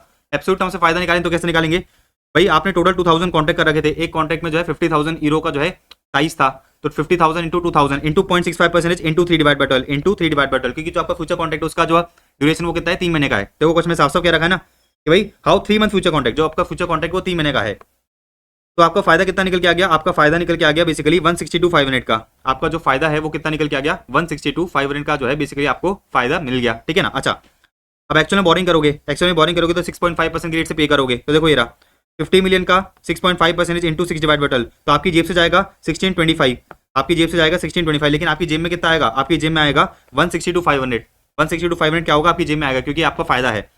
तो आपकी नेट आपकी जेब से कितना गया, नेट आपकी जेब से गया 14,62,500। इस केस में भी अपना जो आउटफ्लो है वो नेट कितना होगा, 14,62,500। तो अपन ने ये देखा कि भाई अगर अपन फ्यूचर कॉन्ट्रैक्ट कर लेते हैं तो उस केस में जो आपका आउटफ्लो है, वो कितना होगा, इफेक्टिवली 14,62,500 हो गया, 14,62,500 ही होगा। ठीक है ना। अगर परसेंटेज टर्म्स में निकालना चाहो तो परसेंटेज टर्म्स में निकाल सकते हो, कितना निकल के आएगा, 5.85% निकल के आएगा। मतलब जो आपका फ्यूचर कॉन्ट्रैक्ट का रेट है उतना ही आपका क्या होगा, इफेक्टिव आउटफ्लो होगा। ये सारी चीजें जो है बहुत लॉजिकली अपन ने लेक्चर्स में कर रखी है, अपन जो है चीजों को बस रिवाइज ही कर रहे हैं क्विकली। ठीक है, डन है। तो ये हो गया अपना क्वेश्चन नंबर 7 का ए, क्वेश्चन नंबर 7 का ए डन है, 7 का ए हो गया और 7 का बी हो गया, दोनों हो गए अपने। ठीक है, नेक्स्ट क्वेश्चन पे आते हैं अपन, क्वेश्चन नंबर 8 देखो। अगेन ये भी क्वेश्चन अपने क्वेश्चन बैंक का ही है, आईसीएमएट का ही है। क्या कह रहा है देखो, mister A HNI invested on 1st of April 2014 in certain equity shares X limited Y limited, number of shares बता रखे हैं, फेस वैल्यू बता रखा है और कितना कितना पैसा इन्वेस्ट करा है वो बता रखा है। अच्छा, आगे इन लोगों ने कहा अपन ने इन्वेस्टमेंट कब करा है, 1 अप्रैल में करा है, 1 अप्रैल 2014 डेट याद रखना। फिर इन लोगों ने कहा कि भाई 6 महीने बाद मतलब सितंबर 2014 में एक्स वाली जो कंपनी है 10% dividend was paid out by X limited, और अक्टूबर 2014 में 30% dividend was paid out by Y limited. अच्छा, फिर इन लोगों ने कहा कि भाई आपने 1 अप्रैल को इन्वेस्टमेंट करा था, ईयर एंड पे 31 मार्च को दोनों शेयर का प्राइस दे रखा है अपने को 220 एंड 290 पर शेयर। अच्छा, फिर देखो तो अपन ने इन्वेस्टमेंट कब करा था, 1 अप्रैल को, अपन ने इन्वेस्टमेंट करा था 1 अप्रैल 2014 को। फिर अपने को बता रखा है कि भाई 31 मार्च 2015 को शेयर का प्राइस कितना है। फिर इन लोगों ने एक और चीज़ कही, कि भाई 1 अप्रैल 2015 को मतलब अगले ही दिन एक टेक्निकल एनालिस्ट ने क्या बोला, ने हमें ये बताया कि the probabilities of dividend from X limited and Y limited for the year ending 31 March 2016, मतलब बेसिकली एक टेक्निकल एनालिस्ट ने क्या करा, 1 अप्रैल को बैठ के 31 मार्च 2016 का जो है एक प्रिडिक्शन लगाया कि भाई एक साल बाद शेयर का प्राइस जो है कितना कितना हो सकता है, एक साल बाद जो शेयर का प्राइस है वो इतना इतना हो सकता है, एंड एक साल बाद जो शेयर है वो आपको इतना इतना डिविडेंड देगा। तो इन लोगों ने कहा कि the probabilities of dividend from both the companies for the year ending 31 March 2016 R S below. तो जो आपका एक्स लिमिटेड है वो आपको 10% डिविडेंड दे सकता है, 15% डिविडेंड दे सकता है, 20% डिविडेंड दे सकता है, उसकी प्रायोरिटी 20, 13, 50% रिस्पेक्टिवली है। इसी तरह से वाई लिमिट का आपको बता रखा है। फिर लोगों ने एक और चीज कही, ये लोगों ने एक और चीज कही कि भाई 31 मार्च 2016 पे दोनों कंपनी के शेयर का प्राइस, ठीक है ना, जैसे फॉर एग्जांपल एक्स कंपनी के शेयर का प्राइस 220 हो सकता है, 250 हो सकता है, 280 हो सकता है, तीनों की आपको प्रोबेबिलिटी बता रखी है। इसी तरह से जो है आपको वाई लिमिट की क्या दे रखी है, प्रोबेबिलिटी दे रखी है। ठीक है, आगे बढ़ते हैं। इन लोगों ने कहा you are required to analyse the average return for the year ending 31 March 2015। तो उन लोगों ने कहा कि भाई 31 मार्च 2015 मतलब इस साल में एवरेज रिटर्न कितना निकल के आया, आ जाओ निकालते हैं। देखो सिंपल सी बात ये है, सिंपल सी बात ये है कि भाई ये आपका एक्स है, एक्स लिमिटेड है, ये वाई लिमिटेड है। एक्स लिमिटेड से आपको कितना डिविडेंड मिला है, एक्स लिमिटेड से जो है आपको पर शेयर कितना डिविडेंड मिला है, 10 रुपीज़ का। कैसे निकाला अपन ने, देखो क्वेश्चन ने साफ साफ क्या रखा है कि भाई एक्स लिमिटेड ने 10% डिविडेंड पे करा है। एक शेयर का जो फेस वैल्यू वो कितना है, 100 है, तो 100 का 10% कितना हो गया, 10 हो गया, तो ये हो गया आपका डिविडेंड। अच्छा मुझे एक चीज बताओ, मुझे जो है आप एक चीज बताओ कि जिस दिन आपने क्या करा था, एक्स लिमिटेड के शेयर में इन्वेस्टमेंट करा था, एक शेयर का प्राइस कितना था, तो देखो 2 करोड़ डिवाइड बाय 1 लाख करो तो कितना आ जाएगा, 200 पर शेयर। कितना आ जाएगा, 200 पर शेयर। देखो ये रहा, जब आपने इन्वेस्टमेंट करा था जब शेयर का प्राइस था 200, लेकिन ईयर एंड पे शेयर का प्राइस कितना हो गया, ईयर एंड पे जो है, ईयर एंड पे शेयर का प्राइस कितना हो गया, देखो ये रहा, ईयर एंड पे जो शेयर का प्राइस है वो कितना हो गया, 220 हो गया। देखो ये रहा 220। तो आपको फायदा कितने का हुआ, आपको जो है फायदा हुआ 20 रुपीज़ का। तो देखो शेयर के इन्वेस्टमेंट में आपको 20 रुपीज़ का फायदा हुआ, डिविडेंड आपको 10 रुपीज़ का मिला, तो आपका टोटल फायदा कितना हो गया, देखो ये रहा, आपका टोटल फायदा निकल के आ गया 30 रुपीज़ का। ये आपका टोटल फायदा है। अच्छा आपने इन्वेस्टमेंट कितना करा था, आपने इन्वेस्टमेंट जो है बेसिकली करा था 200 का, तो बेसिकली आपका जो है रिटर्न कितना निकल के आएगा, 30 डिवाइड बाय 200। अपन ने करा 30 डिवाइड बाय 200 इंटू 100। तो जो आपका एक्स लिमिटेड है, एक्स लिमिटेड के शेयर पे आपका जो रिटर्न है वो कितना निकल के आया, एक्स लिमिटेड के शेयर पे आपका रिटर्न निकल के आया 15% का। कोई दिक्कत नहीं है, वेरी इजी। अच्छा सेम काम आपने वाई का करा, सेम काम जो है आपने क्या करा, वाई का करा, और वाई का कितना रिटर्न निकल के आया, वाई का रिटर्न निकल के आ गया -2.33%, -2.33%। अब क्वेश्चन क्या बोल रहा है, क्वेश्चन ये कह रहा है कि भाई आप क्या करो, पोर्टफोलियो का, आप जो है पोर्टफोलियो का रिटर्न निकालो। तो पोर्टफोलियो का रिटर्न कैसे निकालेंगे, अपन जो है पोर्टफोलियो में जो भी सिक्योरिटी थी उसका वेटेड एवरेज कर लेंगे। तो सुनो, पोर्टफोलियो में 2 सिक्योरिटी थी, एक्स लिमिटेड और वाई लिमिटेड, दोनों का आपने रिटर्न निकाला कि भाई दोनों से आपको कितना कितना रिटर्न मिला। अच्छा दोनों में आपने जो है कितना कितना इन्वेस्टमेंट कर रखा था, देखो ये रहा भाई, अपन को वेट चाहिए, तो वेट निकालने के लिए अपन ये देखेंगे कि भाई दोनों शेयर में कितना कितना इन्वेस्टमेंट हुआ था। तो इधर 2 करोड़ का हुआ था, इधर 1.5 करोड़ का हुआ था, तो टोटल हुआ तो 3.5 का। तो 2 डिवाइड बाय 3.5 करो, 2 डिवाइड बाय 3.5 करा तो वेट कितना निकल के आ गया, आपका वेट निकल के आ गया, देखो ये रहा 57.14%। तो बेसिकली आपने 57.14% पैसा लगा रखा है एक्स में, और वाई में कितना लगा रखा है 42.86%। तो आपने क्या करा, इस रिटर्न का वेटेड एवरेज निकाला, वो कितना निकल के आ गया 7.56%। तो पोर्टफोलियो का रिटर्न कितना निकल के आ गया 7.56%। कोई दिक्कत नहीं, वेरी इजी। सबसे इंपॉर्टेंट चीज आप करने जा रहे हैं, देखो क्वेश्चन ने क्या कहा, क्वेश्चन ने कहा कि भाई analyse the expected average return from the portfolio. तो ये लोग कहना चाह रहे हैं, ये लोग कहना चाह रहे हैं कि भाई ये वाले साल का तो काम हो गया, ये वाले साल का तो काम हो गया, अब अगले साल का जो है इस दिन बैठ के आप ये बताओ कि भाई एक्सपेक्टेड एवरेज रिटर्न कितना निकल के आएगा। अब सुनो मेरी बात, अब जो है मेरी बात बड़े ध्यान से समझना। सबसे पहले अपन बात करेंगे किसकी, एक्स लिमिटेड की, फिर अपन बात करेंगे किसकी, वाई लिमिटेड की। अब सुनो क्वेश्चन में आपको ये क्या रखा है, क्वेश्चन में जो है आपको ये क्या रखा है कि भाई एक्स लिमिटेड के शेयर से इस दिन पे जो है आपको ये बता रखा है कि एक्स लिमिटेड के शेयर से एक साल बाद आपको जो है 10 रुपीज़ का डिविडेंड मिल सकता है, 15 रुपीज़ का डिविडेंड मिल सकता है, या फिर 20 रुपीज़ का डिविडेंड मिल सकता है। देखो आपको जो है 10 रुपीज़ का डिविडेंड मिल सकता है, 15 रुपीज़ का डिविडेंड मिल सकता है, या फिर 20 रुपीज़ का डिविडेंड मिल सकता है, कोई दिक्कत नहीं है। अच्छा आपको एक और चीज़ बता रखी है, आपको क्वेश्चन में जो है एक और चीज़ बता रखी है कि जो शेयर का प्राइस है, जो शेयर का प्राइस है वो कितना कितना हो सकता है, 220 हो सकता है, 250 हो सकता है, या फिर 280 हो सकता है। तो अपन क्या करेंगे, सारे सिनेरियोज लिखेंगे, अपन जो है क्या करेंगे, सारे सिनेरियोज लिखेंगे। तो अपन ये निकाला कि भाई अगर शेयर का प्राइस फॉर एग्जांपल 220 रहता है, अगर शेयर का प्राइस फॉर एग्जांपल 220 रहता है, एंड अगर डिविडेंड जो है कितना रहता है 10 रहता है, तो उस केस में आपका टोटल रिटर्न कितना होगा। देखो तो देखो मेरी बात बड़े ध्यान समझना, इस दिन पे हम ये कह रहे हैं कि भाई अगर शेयर का प्राइस 220 हो जाता है, ठीक है ना, एंड अगर आपको 10 रुपीज़ का डिविडेंड मिलता है, तो आपका टोटल रिटर्न कितना होगा। अच्छा मुझे बताओ कि भाई 1 अप्रैल 2015 को शेयर का प्राइस कितना था, 1 अप्रैल 2015 को शेयर का प्राइस था 220, कितना था 220 था। तो शेयर के प्राइस में कोई अप्रिसिएशन आया क्या, शेयर के प्राइस में कोई भी अप्रिसिएशन नहीं आया। तो देखो ये रहा 220 माइनस 220 कितना हो गया, 0 हो गया। तो मैं ये कह रहा हूँ कि भाई एक साल बाद जब शेयर का प्राइस 220 है एंड डिविडेंड 10 है, तो उस केस में टोटल रिटर्न कितना होगा, टोटल रिटर्न होगा आपका 10 का, टोटल रिटर्न कितना होगा, टोटल रिटर्न होगा 10। अच्छा अगर एक साल बाद शेयर का प्राइस 220 रहता है एंड अगर डिविडेंड आपको 15 रुपीज़ का मिलता है, फॉर एग्जांपल 15 रुपीज़ का मिलता है, तो उस केस में टोटल रिटर्न कितना होगा, उस केस में टोटल रिटर्न होगा 15 का।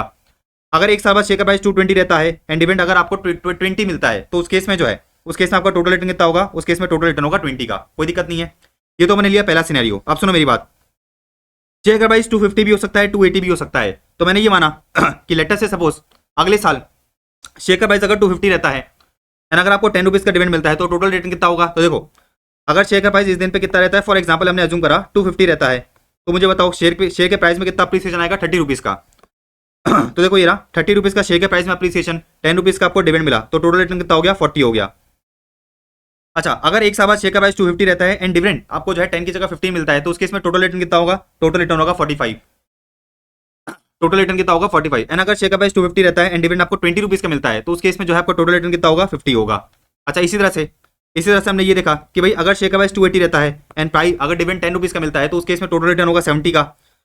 अगर शेयर का प्राइस 280 रहता है एंड अगर आपको डिविडेंड है वो 15 रुपीज का मिलता है, तो उस केस में आपका टोटल रिटर्न होगा 75 का। एंड अगर जो है शेयर का प्राइस 280 रहता है एंड डिविडेंड 20 का मिलता है, तो उस केस में जो है आपका टोटल रिटर्न कितना होगा, 80 होगा। तो हमने ये निकाला कि भाई एक साल बाद टोटल 9 पॉसिबल आउटकम्स हैं। भाई एक साल बाद टोटल 9 पॉसिबल आउटकम्स है, मतलब एक साल बाद जो आपका टोटल रिटर्न है वो 10 हो सकता है, 40 हो सकता है, 70 हो सकता है, 15 हो सकता है एंड सो ऑन। तो एक साल बाद जो है आपका जो टोटल रिटर्न है वो उसके जो है टोटल 9 पॉसिबल आउटकम्स है। क्या है, 9 पॉसिबल आउटकम्स है। आप सुनो मेरी बात, सबकी अपन प्रोबेबिलिटी निकालेंगे, सबकी अपन क्या करेंगे, सबकी जो है अपन प्रोबेबिलिटी निकालेंगे। आ जाओ देखो 10% डिविडेंड होने की प्रोबेबिलिटी क्या है, 10% डिविडेंड होने की प्रोबेबिलिटी है, देखो ये रही 0.2, ठीक है ना। 10% डिविडेंड होने की प्रोबेबिलिटी कितनी है, 0.2 है। अच्छा, 220 शेयर प्राइस होने की प्रोबेबिलिटी कितनी है, 220 शेयर प्राइस होने की प्रोबेबिलिटी भी कितनी है, 0.2 है। तो अपन क्या करेंगे, 0.2 इंटू 0.2 करेंगे, कितना आ जाएगा ये, 0.04 आ जाएगा। अब सुनो 10% होने की प्रोबेबिलिटी कितनी है, 0.2। अच्छा, 250 के शेयर प्राइस की प्रोबेबिलिटी कितनी है, ये है 0.5। तो अपन ने निकाला 0.2 इंटू 0.5 कितना आ गया, 0.1। अच्छा, 10 रुपीज के डिविडेंड मिलने की प्रोबेबिलिटी कितनी है, 0.2 है। अच्छा, शेयर का प्राइस 280 हो जाए, उसकी प्रोबेबिलिटी कितनी है, शेयर का प्राइस 280 हो जाए, उसकी प्रोबेबिलिटी है 0.3। तो मैंने क्या करा, 0.2 इंटू 0.3 करा, कितना आ गया, तो 0.2 इंटू 0.3 करा तो कितना आ गया, ये निकल के आ गया 0.06। इस तरह से अपन ने क्या करा, जो भी ये 9 सर्कमस्टेंसेस थे इनके अपन ने क्या करा, जॉइंट प्रोबेबिलिटी निकाली, ठीक है ना। इनके अपन ने क्या करा, जॉइंट प्रोबेबिलिटी निकाली। अच्छा, ये जो जॉइंट प्रोबेबिलिटी इनका टोटल करोगे कितना आएगा, 1 ही आएगा। इनका टोटल करोगे कितना आएगा, 1 आएगा। अब सिंपली अपन क्या करेंगे, जो भी टोटल रिटर्न है रिस्पेक्टिव उनको उनकी प्रोबेबिलिटी से मल्टीप्लाई करेंगे, तो आपको क्या मिल जाएगा, एक्सपेक्टेड रिटर्न मिल जाएगा। अच्छा, इन एक्सपेक्टेड रिटर्न का अपन क्या करेंगे, इन एक्सपेक्टेड रिटर्न का अपन टोटल करेंगे, कितना आ गया टोटल, ये टोटल निकल के आ गया 49.5। इसका मतलब सिंपल सा बात ये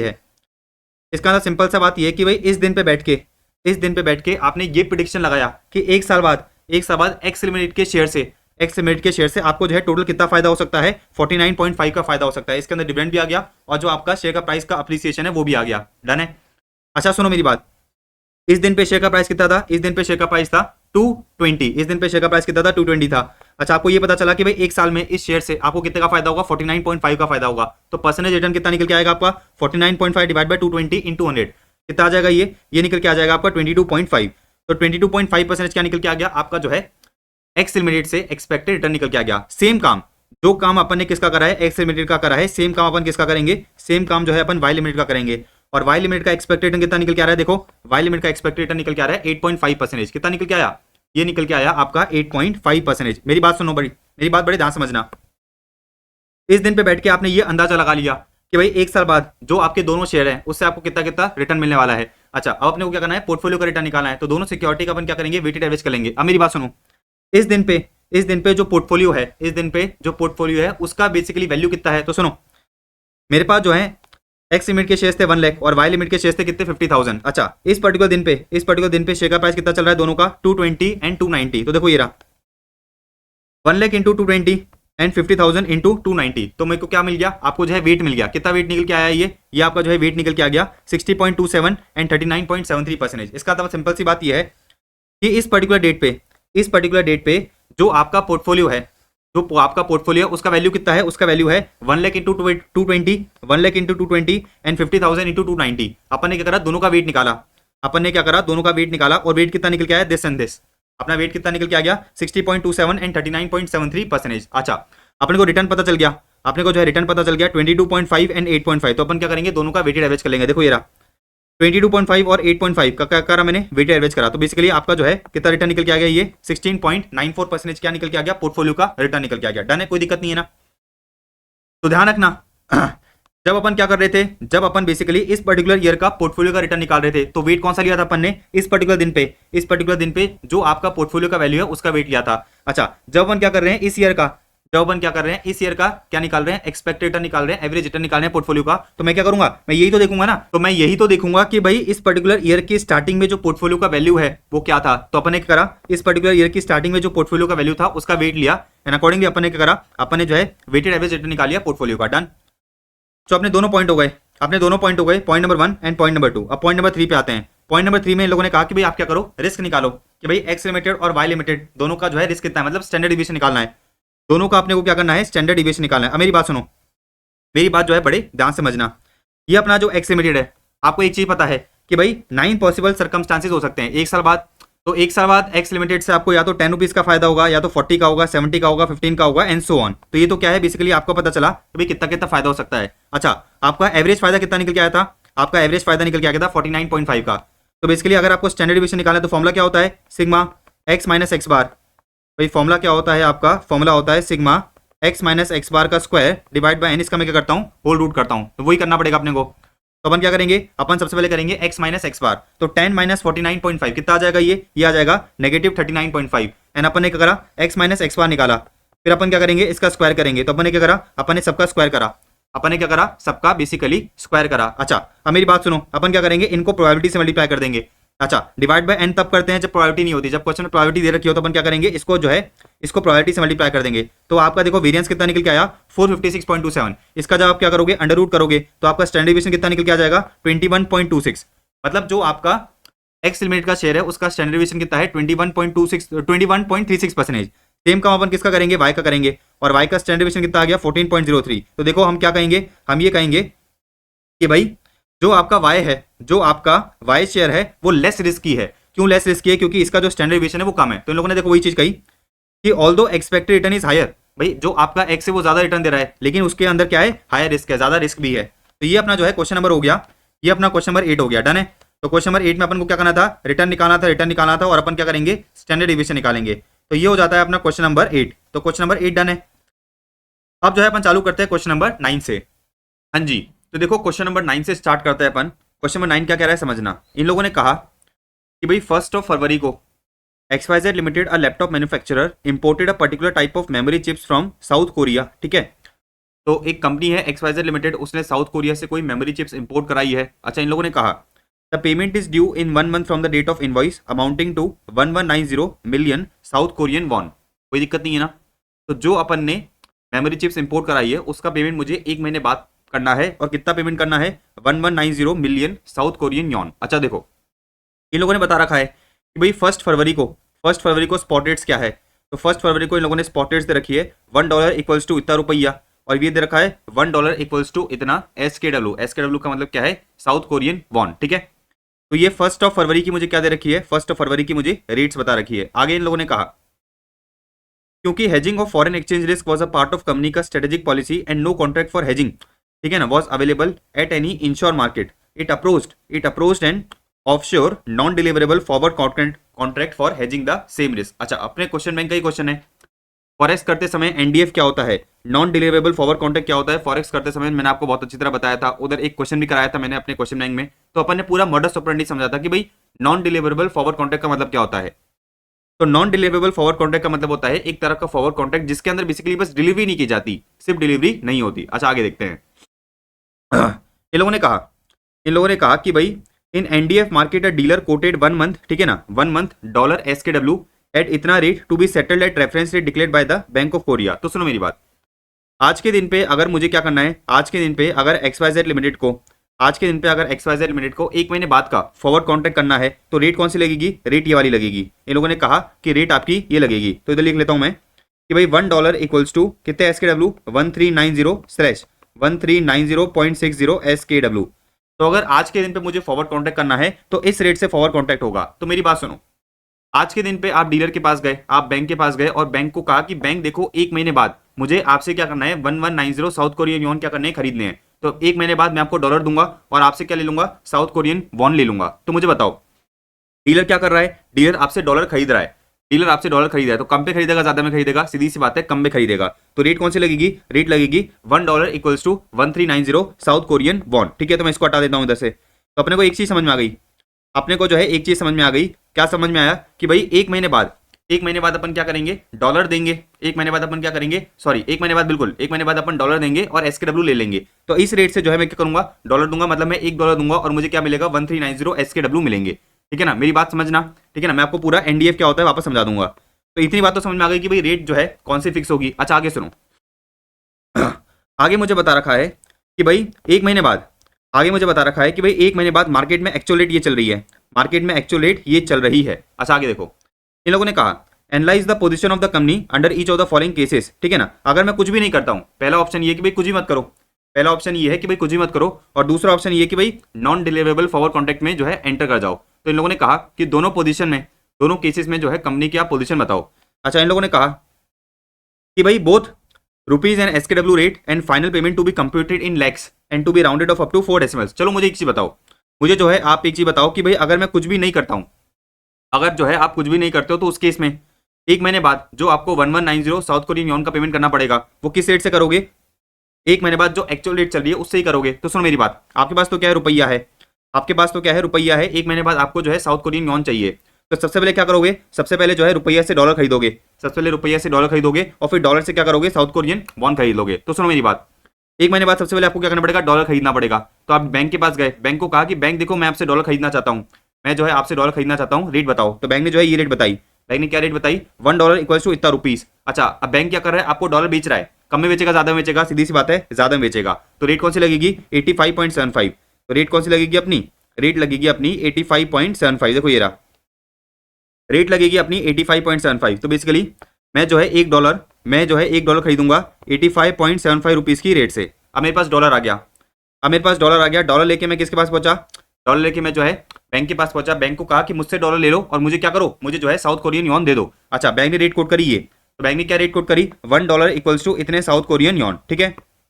अच्छा अब बैंक क्या कर रहा है? आपसे डॉलर ले रहा है, बैंक क्या कर रहा है? आपसे डॉलर ले रहा है, बैंक जो है आपसे डॉलर खरीद रहा है। कम में खरीदेगा ज्यादा में खरीदेगा? सीधी सी बात है, कम में खरीदेगा। तो रेट कौन सी लगेगी? 1388, ठीक है ना। तो देखो ये रेट कौन सी लगेगी? रेट लगेगी आपकी $1 equals to South Korean won 1388। बात समझ में आ गई? अच्छा इन दोनों को मैंने क्या करा? इन दोनों को इक्वेट करके मैंने जो है रुपीज और एसकेडब्ल्यू की रेट निकाली। क्या निकल के आई? रेट अपनी रेट निकल के आई 1 एसकेडब्ल्यू इक्वल्स टू 0.0618 रुपीज, ठीक है ना। तो बेसिकली $1 किसके बराबर है? 85.75 के बराबर है। अच्छा $1 किसके बराबर है? 1388 एसकेडब्ल्यू के बराबर है। तो मैं ऐसे भी तो लिख सकता हूं ना, आप ऐसे भी तो लिख सकते हो कि भाई रुपीज, आप ऐसे भी तो लिख सकते हो ना कि भाई रुपीज 85.75 इज इक्वल्स टू, ठीक है ना, SKW 1388। तो एक SKW की आपको रेट मिल जाएगी, एक SKW की आपको रेट मिल गई, और रेट क्या मिल गई? 0.0618 रुपीज। अब मेरी बात सुनो, अपनी रेट क्या निकल के आई? अपनी रेट निकल के आई 1 SKW इक्वल्स टू रुपीज 0.0618। अच्छा तो एक SKW अगर आपको खरीदना है तो आपको 0.0618 रुपीज देने पड़ेंगे। अपने को टोटल कितने SKW खरीदने हैं? अपने को टोटल 1190 मिलियन SKW खरीदने हैं। तो मुझे टोटल कितना रुपया देना पड़ेगा? 1190 मिलियन इंटू 0.0618। देखो ये रहा 1190 इंटू 0.0618, तो कितना आ गया? ये निकल के आ गया 735.42 लाख, ठीक है ना। तो अगर मैं कुछ भी नहीं करता हूं, अगर मैं कुछ भी नहीं करता हूं तो उस केस में 735.42 लाख का क्या करना पड़ेगा? आपको पेमेंट करना पड़ेगा। अच्छा तो मेरी बात समझना, ये चीज तो आपको समझ में आ गई ना कि भाई अगर मैं क्या करता हूं, एक महीने बाद पेमेंट करता हूं तो उस केस में आपको जो है 735.42 लाख रुपीज का पेमेंट करना पड़ेगा।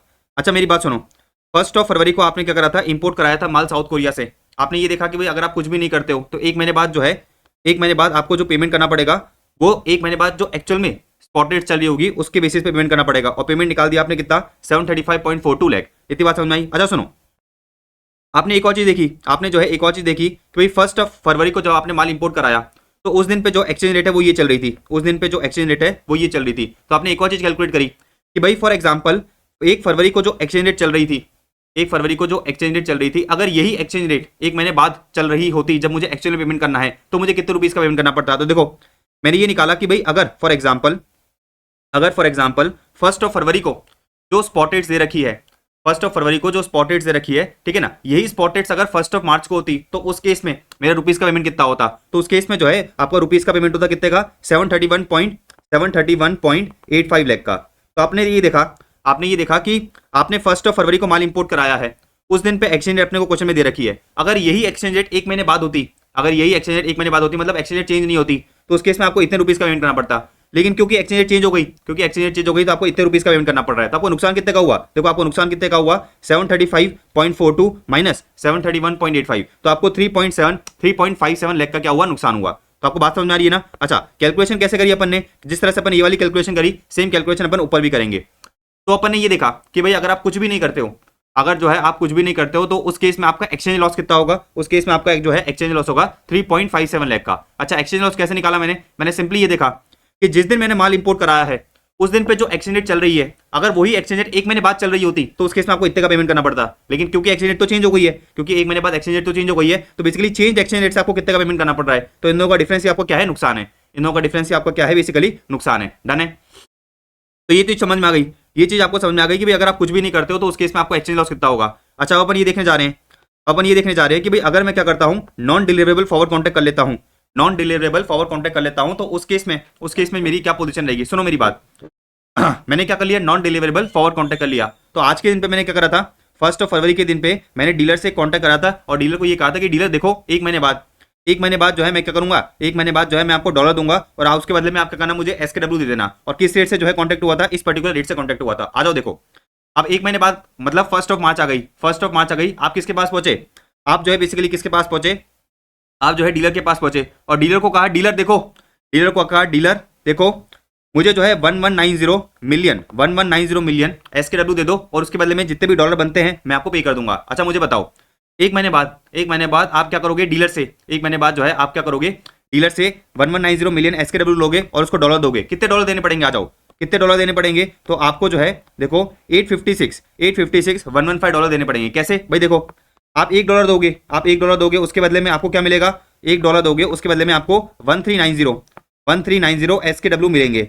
अच्छा, आपको टोटल कितने SKW चाहिए, आपको टोटल 1190 मिलियन SKW चाहिए, तो आपको कितने डॉलर देने पड़ेंगे, आपको कितने डॉलर देने पड़ेंगे, तो कैसे निकालोगे ये, तो कैसे निकालोगे ये, आप करोगे 1190 मिलियन डिवाइड बाय 1390, ठीक है ना, 1190 डिवाइड बाय 1390, तो ये 1390 है, राइट। तो देखो ये रहा 1190 डिवाइड बाय 1390 कितना आ गया, ये आ गया 856,115 डॉलर। तो मेरी बात सुनो, फर्स्ट ऑफ मार्च को, ठीक है ना, ये कंपनी है और ये डीलर है, ये कंपनी है, ये डीलर है। आपने क्या करा, आपने डॉलर दिए, आपने क्या करा 856 डॉलर दिए और उसके बदले में क्या करा, उसके बदले में डॉलर डीलर से, उसके बदले में डीलर से क्या करा 1190 मिलियन SKW ले लिए, यही हुआ ना। अच्छा, अब आपके दिमाग में एक सवाल आ रहा होगा, कि रोहन अभी तो आपने थोड़ी देर पहले हमें ये बताया था कि नॉन डिलीवरेबल फॉरवर्ड कॉन्ट्रैक्ट का मतलब ये होता है कि भाई आपको डिलीवरी नहीं मिलती। यहाँ पर तो इस बंदे को 1190 SKW की डिलीवरी मिल गई है, तो रुको जरा, सबर करो। अभी तो क्या हुआ, अभी तो बेसिकली XYZ ने क्या करा, डॉलर दिए और SKW की डिलीवरी ले ली।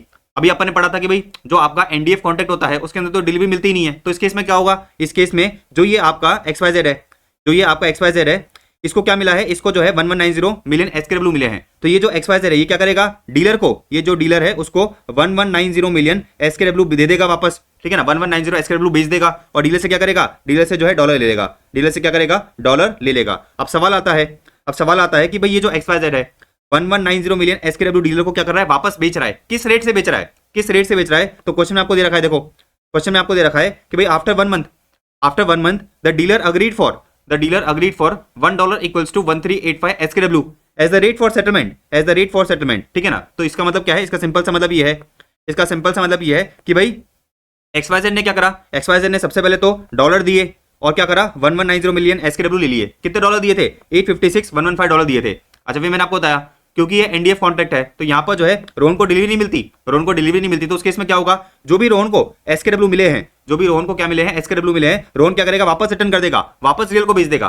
तो बेसिकली रोहन ने क्या करा, ये 1190 मिलियन SKW डीलर को वापस भेज दिए और उसके बाद में क्या करेगा, डॉलर ले लेगा। अब जो है बेसिकली अपन को ये देखना है कि भाई XYZ ने जो ये SKW बेचे हैं ये किस रेट से बेचे हैं, तो क्वेश्चन आपको रेट दे रखी है, कि भाई इस रेट से जो है डीलर ने अग्री कर गया कि भाई डीलर क्या करेगा, वापस SKW परचेस कर लेगा। तो किस रेट से परचेस कर रहा है डीलर, $1 equals to 1385 SKW। आ जाओ देखो, तो $1 equals to, ठीक है ना, SKW कितना है 1385। अच्छा, इसका मतलब क्या है कि भाई अगर मैं 1385 SKW देता हूं तो मुझे $1 मिलेंगे। अगर मैं इसके पर्सपेक्टिव से देखूं तो ये क्या करेगा, 1385 SKW देगा तो उसको $1 मिलेंगे। अच्छा, ये टोटल कितना SKW दे रहा है, ये टोटल 1190 मिलियन SKW दे रहा है। तो मुझे बताओ इसको कितने डॉलर मिलेंगे, इसको जो है डीलर से कितने डॉलर मिलेंगे, तो क्या होगा 1190 मिलियन डिवाइड बाय 1385, देखो ये रहा 1190 मिलियन डिवाइड बाय 1385 कितना आ गया 859,206, कितना आ गया 859,206। तो इधर लिख लेता हूं मैं कि भाई कितना आ गया $859,206। तो मुझे देखो, तो एक चीज समझो, मुझे बताओ आप जो है एक चीज समझो कि भाई इस रोहन को फायदा हो गया ना, ये जो XYZ है इसको फायदा हो गया। कैसे फायदा हो गया, इसने $856 दिए थे और इसको $859 मिल गए। कितने का फायदा हो गया,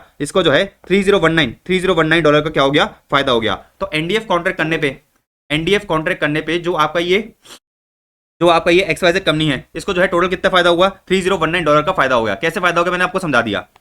सबसे पहले इससे डॉलर दिए और SKW ले लिए। कितने डॉलर दिए थे, $856,115 दिए थे। फिर इसने क्या करा, जो ये SKW परचेस करे वापस क्या करे, डीलर को भेज दिए, और किस रेट से बेचे, इस पर्टिकुलर रेट से बेचे। तो इसके लिए जो है इसको क्या मिले होंगे, डॉलर मिले होंगे। इसने SKW दिया है, इसको डॉलर मिले हैं, तो कितने डॉलर मिले हैं, $859,206 मिले हैं। तो यहाँ पर अपन ने $856 दिए थे और हमारे पास क्या आ गया, $859 आ गया। तो हमारे पास जो है अल्टीमेटली $3019 बच गए। तो हमारे पास जो है फायदा कितना हो गया, हमारे पास जो है फायदा हो गया $3019 का। आपने इतना पैसा दिया था और आपने इतना पैसा रिसीव करा, तो बेसिकली आपको जो है बेसिकली एक्स्ट्रा आपने कितना पैसा रिसीव करा, एक्स्ट्रा आपने $3019 रिसीव करा। ये आपका क्या है, फायदा है। तो अगर अपन एनडीएफ कॉन्ट्रैक्ट करते हैं, अगर अपन एनडीएफ कॉन्ट्रैक्ट करते हैं तो उस केस में आपको क्या होगा, $3019 का फायदा होगा। मतलब 1 मार्च को आपको $3019 का फायदा हो रहा है। रुपीज में निकाल सकते हैं क्या, बिल्कुल निकाल सकते हैं। देखो अगर 1 मार्च को मुझे क्या करना है, डॉलर को रुपीज में कन्वर्ट करना है, तो रेट ये लगेगी। आप डीलर के पास गए, बैंक के पास गए, बैंक को कहा डॉलर ले लो और रुपया दे दो, तो डीलर क्या करेगा, बैंक क्या करेगा, आपसे डॉलर खरीदेगा। कम पे खरीदेगा, ज्यादा पे खरीदेगा, सीधी सी बात है, कम रेट पे खरीदेगा। तो रेट कौन सी लगेगी, 85.5। तो देखो ये रहा रेट कौन सी लगेगी आपकी, 85.5। तो 3091 इंटू 85.5, देखो ये रहा 3091 इंटू 85.5 कितना आ गया, 2.6428 लाख, ठीक है ना। तो ये आपका क्या हो गया, ये आपका जो है प्रॉफिट हो गया, ये आपका क्या हो गया, प्रॉफिट हो गया। तो मेरी बात सुनो, आपने जो एनडीएफ कॉन्ट्रैक्ट करा उससे आपको ये पता चला कि भाई 1 मार्च को आपको जो है 2.6428 लाख का क्या हुआ है, फायदा हुआ है। अब मेरी बात सुनो, अब मेरी बात सुनो, आपको एक्चुअल में पेमेंट भी तो करना है ना। 1 मार्च को आपको एक्चुअल में 1190 मिलियन साउथ कोरियन का पेमेंट भी तो करना है। तो किस रेट से पेमेंट होगा, सीधी सी बात है, ये वाला जो अमाउंट निकल के आता है इसी रेट से पेमेंट होगा। तो 735.42 लाख, देखो ये रहा। आप पेमेंट कितने का करोगे, 735.42 लाख। तो अगर आप एनडीएफ कॉन्ट्रैक्ट करते हो तो उस केस में आपने ये देखा तो एक्चुअल में तो आपको जो है, एक्चुअल में आपको पेमेंट तो बेसिकली इस रेट से ही करना पड़ेगा। एक्चुअल में जो आपका पेमेंट है वो तो बेसिकली इस रेट से होगा। तो आपकी टोटल पेमेंट रुपीज में कितना जाएगा, 735.42 लाख जाएगा। लेकिन आपने जो एनडीएफ कॉन्ट्रैक्ट करा तो उससे आपको फायदा भी हो गया, उससे आपको जो है क्या हो गया, फायदा भी हो गया। तो मैंने क्या करा, फायदा लेस कर दिया। तो मुझे ये पता चला कि भाई एनडीएफ कॉन्ट्रैक्ट करने पे मेरा नेट पेमेंट रुपीज में कितना हो रहा है, मेरा नेट पेमेंट रुपीज में हो रहा है 732.772, ठीक है ना, 732.772 लाख का क्या हो रहा है, फायदा हो रहा है। बात समझ में आ रही है ना भाई। एक महीने बाद आपको क्या करना है, एक महीने बाद आपको साउथ कोरियन यॉन का पेमेंट करना है। आपने एनडीएफ कॉन्ट्रैक्ट कर लिया था, तो एनडीएफ कॉन्ट्रैक्ट पे तो आपको ये पता चला कि भाई एक महीने बाद आपको इतने रुपीज का फायदा हो रहा है। अच्छा मुझे एक्चुअल में पेमेंट भी तो करना है, एक्चुअल में पेमेंट भी तो करना है। तो पेमेंट क्या करोगे, 1 मार्च को जो स्पॉटेड दे रखी है उससे ही पेमेंट करोगे। तो पेमेंट कितना निकल के आया, 735.42 लाख निकल के आया। तो ये मैंने पेमेंट करा है, ये मेरा फायदा हो गया। तो मुझे मेरा नेट पेमेंट कितना हुआ है, आपकी नेट जेब से कितना गया, नेट आपकी जेब से गया 732.772 लाख, ठीक है ना। एक्सचेंज लॉस निकाल सकते क्या, बिल्कुल निकाल सकते हो भाई। अगर मैं ये देखता कि भाई अगर आज के दिन पे जो रेट चल रही है, आज के दिन पे जो रेट चल रही है, अगर 1 मार्च को भी सेम रेट होती तो उस केस में आपका पेमेंट कितना होता, 731.85 लाख का पेमेंट होता। लेकिन क्योंकि 1 मार्च को जो है क्या हो गई थी, रेट चेंज हो गई थी, तो उसकी वजह से आपका जो नेट पेमेंट है वो कितना हो गया, 732.772 लाख का। तो आपका नुकसान कितना हुआ, देखो आपका जो एक्सचेंज लॉस है वो कितना हुआ, 0.9272 लाख का। कितना हुआ, 0.9272 लाख का। कोई दिक्कत नहीं है ना। तो हमने ये कहा कि भाई क्योंकि आपका जो एक्सचेंज लॉस है वो एनडीएफ कॉन्ट्रैक्ट में क्या है, कम है, तो हमें क्या करना चाहिए, एनडीएफ कॉन्ट्रैक्ट को कर लेना चाहिए। बात समझ में आ गई ना। तो वेरी इजी, वेरी लॉजिकल, कोई दिक्कत नहीं है ना, रटना मत इन चीजों को। तो अपन ने ये देखा कि भाई अगर मैं एनडीएफ कॉन्ट्रैक्ट करता हूं तो उस केस में जो है एक महीने बाद मेरी जेब से नेट इतना आ जाएगा, एक महीने बाद मेरी जेब से जो है नेट कितना जाएगा, 732.772 लाख जाएगा। फिर मैंने ये देखा कि भाई अगर आज के दिन पे जो रेट चल रही है, मतलब 1 फरवरी को जो रेट चल रही है, अगर यही रेट 1 मार्च को होती तो उस केस में जो है रुपीज का पेमेंट कितना होता, 731.85 लाख का। तो बेसिकली आपका जो एक्सचेंज लॉस है वो कितना हुआ, दिस माइनस दिस, तो कितना निकल के आ गया, 0.9272 लाख। तो मैंने ये देखा कि भाई अगर मैं कुछ भी नहीं करता हूं, अगर मैं कुछ भी नहीं करता हूं तो उस केस में मेरा जो एक्सचेंज लॉस है वो कितना होगा, 3.57 लाख का होगा। लेकिन अगर आप एनडीएफ कॉन्ट्रैक्ट कर लेते हो तो उस केस में आपका जो एक्सचेंज लॉस है कितना होगा, 0.9272 लाख का होगा। तो हम ये कहेंगे कि भाई आप एनडीएफ कॉन्ट्रैक्ट कर लो, क्योंकि यहाँ पर जो आपका एक्सचेंज लॉस है सबसे कम है। डन है। तो मोस्ट इंपॉर्टेंट क्वेश्चन, इसको मार्क कर लेना, मोस्ट इंपॉर्टेंट क्वेश्चन है ये, मोस्ट इंपॉर्टेंट क्वेश्चन। अच्छा सारी चीजें लॉजिकली मैंने आपको लेक्चर में बताई दी थी। अगर आप मेरे स्टूडेंट हो तो बेसिकली आपको जो है मैंने सारी चीजें बहुत लॉजिकली मैंने बताई भी थी। अच्छा एनडीएफ कॉन्ट्रैक्ट को भी मैंने जो है लॉजिकली समय लेके बता दिया ताकि आपको रटने की जरूरत ना पड़े। तो ये क्वेश्चन नंबर 9 हो गया। अब आ जाते हैं क्वेश्चन नंबर 10 पे। देखो इन लोगों ने क्या कहा क्वेश्चन नंबर 10 कि Shanti exported 400 pieces of designer jewellery to USA at $400 each. तो हमने क्या करा है, यूएस में कुछ माल एक्सपोर्ट करा है, 400 पीसेज एक्सपोर्ट करे हैं। अच्छा to manufacture and design this jewellery she imported raw material from Japan at a cost of 12,000 Japanese yen for each piece. तो मैंने यूएस में माल एक्सपोर्ट करा है, रॉ मटेरियल मैंने जापान से इंपोर्ट कराया था। अच्छा आगे इन लोगों ने कहा कि labour cost and variable overhead, labour cost and variable overhead कितना है, 2600 एंड 1300 रिस्पेक्टिवली। फिर इन लोगों ने कहा कि भाई आज के दिन पे स्पॉटेड दे रखी है $1 इक्वल टू इतना रुपीज एंड $1 इक्वल टू इतना जापानीज येन। अच्छा आगे इन लोगों ने कहा कि Shanti is expecting that by the time the export remittance is received and the payment of import is made the expected spot rates are likely to be as follows. तो इन लोगों ने कहा कि भाई जब मेरे को क्या मिलेगा, जब मेरे को जो है बेसिकली एक्चुअल में पेमेंट मिलेगा, भाई आपने यूएस में माल एक्सपोर्ट करा है तो आपको क्या मिलेगा, पेमेंट मिलेगा, आपको जो है पेमेंट मिलेगा। तो इन लोगों ने कहा जिस दिन आपको पेमेंट मिलेगा उस दिन पे जो एक्चुअल रेट चल रही है वो इतनी है। अब इन लोगों ने कहा you are required to calculate the resultant transaction exposure. तो ट्रांजैक्शन एक्सपोजर निकाल दें क्या। ट्रांजैक्शन एक्सपोजर का सिंपल सा मतलब ये है, तो ट्रांजैक्शन एक्सपोजर का सिंपल सा मतलब ये है कि भाई अपन क्या करते हैं, डिफरेंस निकालते हैं। अपन डिफरेंस किस बात का निकालते हैं, अपन ये देखते हैं कि भाई अगर आज के दिन पे पेमेंट मिल जाता तो क्या प्रॉफिट होता, अच्छा जब एक्चुअल पेमेंट मिल रहा है तो क्या प्रॉफिट हो रहा है, उन दोनों का डिफरेंस क्या होता है, ट्रांजैक्शन एक्सपोजर होता है। तो समझो अपन ये निकालते हैं कि भाई अगर आज के दिन पे पेमेंट मिल जाता तो उस केस में मेरा प्रॉफिट क्या होता। आ जाओ देखते हैं। अपन ने निकाला कि भाई profit as per spot rates. तो मुझे बताओ आज के दिन पे आपका सेल्स रेवेन्यू कितना होता, भाई अगर आज के दिन पे ही जो है आपको पेमेंट मिल जाता तो आपका जो है बेसिकली प्रॉफिट क्या होगा। तो अपन प्रॉफिट कैसे निकालेंगे, सेल्स माइनस कॉस्ट। अच्छा सेल्स कितनी करी आपने, आपने 400 पीसेस की सेल करी है। अच्छा और आपने जो सेल करी है यूएसए में, और एक जो आपका यूनिट है, एक जो आपका पीस है उसका प्राइस कितना है, $400 है। तो बेसिकली 400 इंटू 400 करा तो कितना आ गया, ये निकल के आ गया 4 4 $16,000। तो बेसिकली जो आपने सेल्स करी है $16,000 की करी है, इसको रुपीज में कन्वर्ट करेंगे। मुझे बताओ कि आज के दिन पे जो आपने सेल्स करी है, आज के दिन पे जो आपने सेल्स करी है $16,000 की करी है, तो $16,000 अगर आज के दिन पे आपको मिल जाते तो अपन उसको रुपीज में कन्वर्ट कराएंगे। तो किस रेट से कन्वर्ट कराएंगे, आप जो है बैंक के पास गए, बैंक को कहा कि बैंक मुझसे डॉलर ले लो और मुझे रुपया दे दो। बैंक क्या कर रहा है, आपसे डॉलर खरीद रहा है, कम में खरीदेगा ज्यादा में खरीदेगा, कम में खरीदेगा। रेट कौन सी लगेगी, 80 की लगेगी।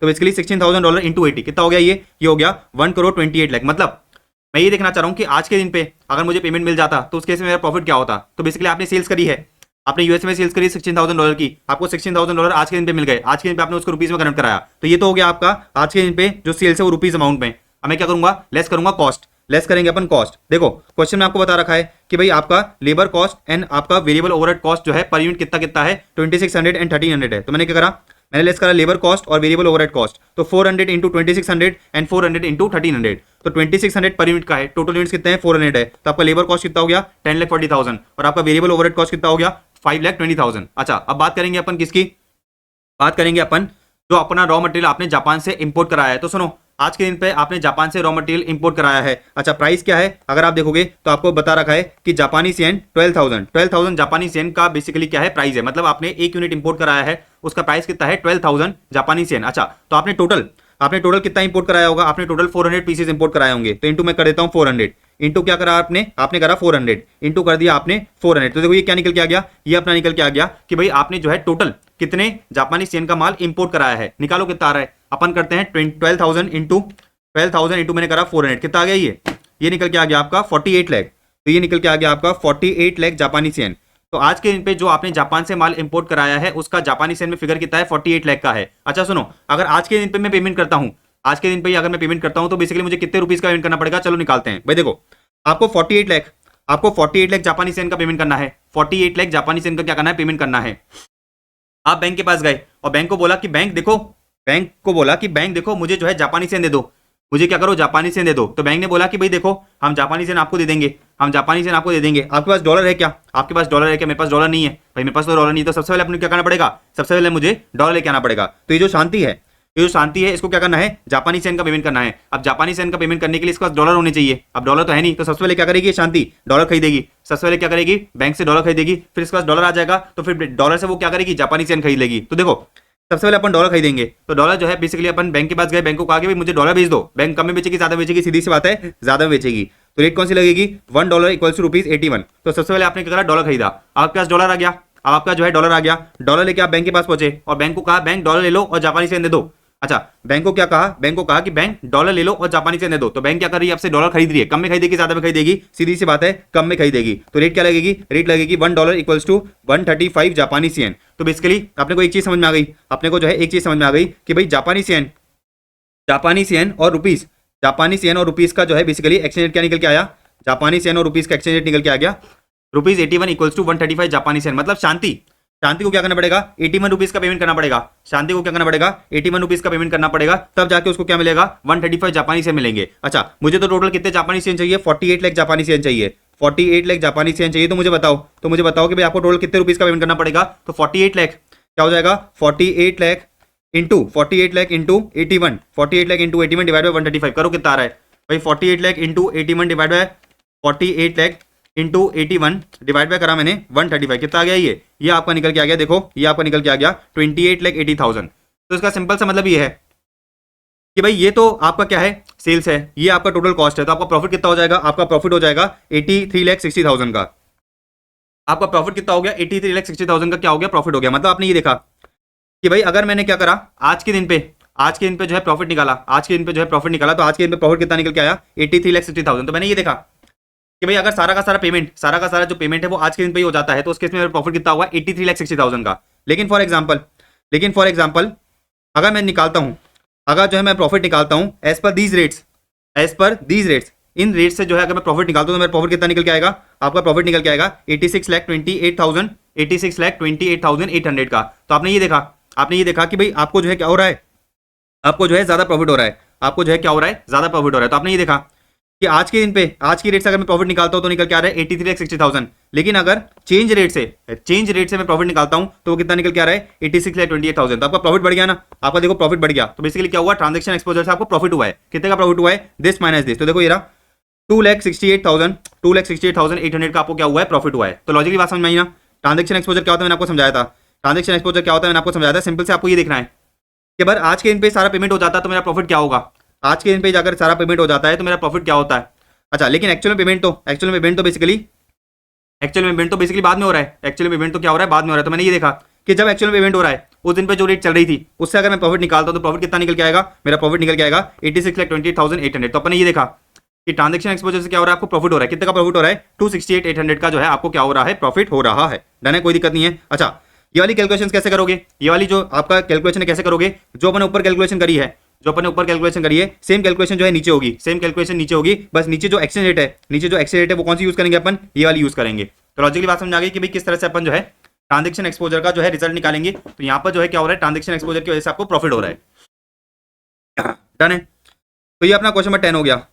अब अपने दो क्वेश्चन 11, 12 एंड 13 तीन क्वेश्चन बच रहे हैं अपने, जो है 3 क्वेश्चन बच रहे हैं। देखो पहले सबसे पहले आ जाते हैं क्वेश्चन नंबर 11 पे। क्वेश्चन नंबर 11 क्या करे समझना। इन लोगों ने कहा कि C limited and P limited both companies operating in the same industry decided to merge and form a new company S limited. दो कंपनी मिलके मर्ज हो रही है और एक नई कंपनी बना रही है एस लिमिटेड। आगे देखो, आगे इन लोगों ने कहा कि the relevant financial details of the two companies prior to merger से पहले दोनों कंपनी का डिटेल बता रखा है, सी लिमिटेड पी लिमिटेड, दोनों का अर्निंग्स आफ्टर टैक्स बता रखा है this and this, number of shares बता रखा है this and this, and P ratio आपको दे रखा है 8:10। आगे देखो, आगे इन लोगों ने कहा कि the merger will be affected by means of stock swap, मतलब एक्सचेंज, अपन क्या करेंगे, शेयर्स को चेंज करेंगे।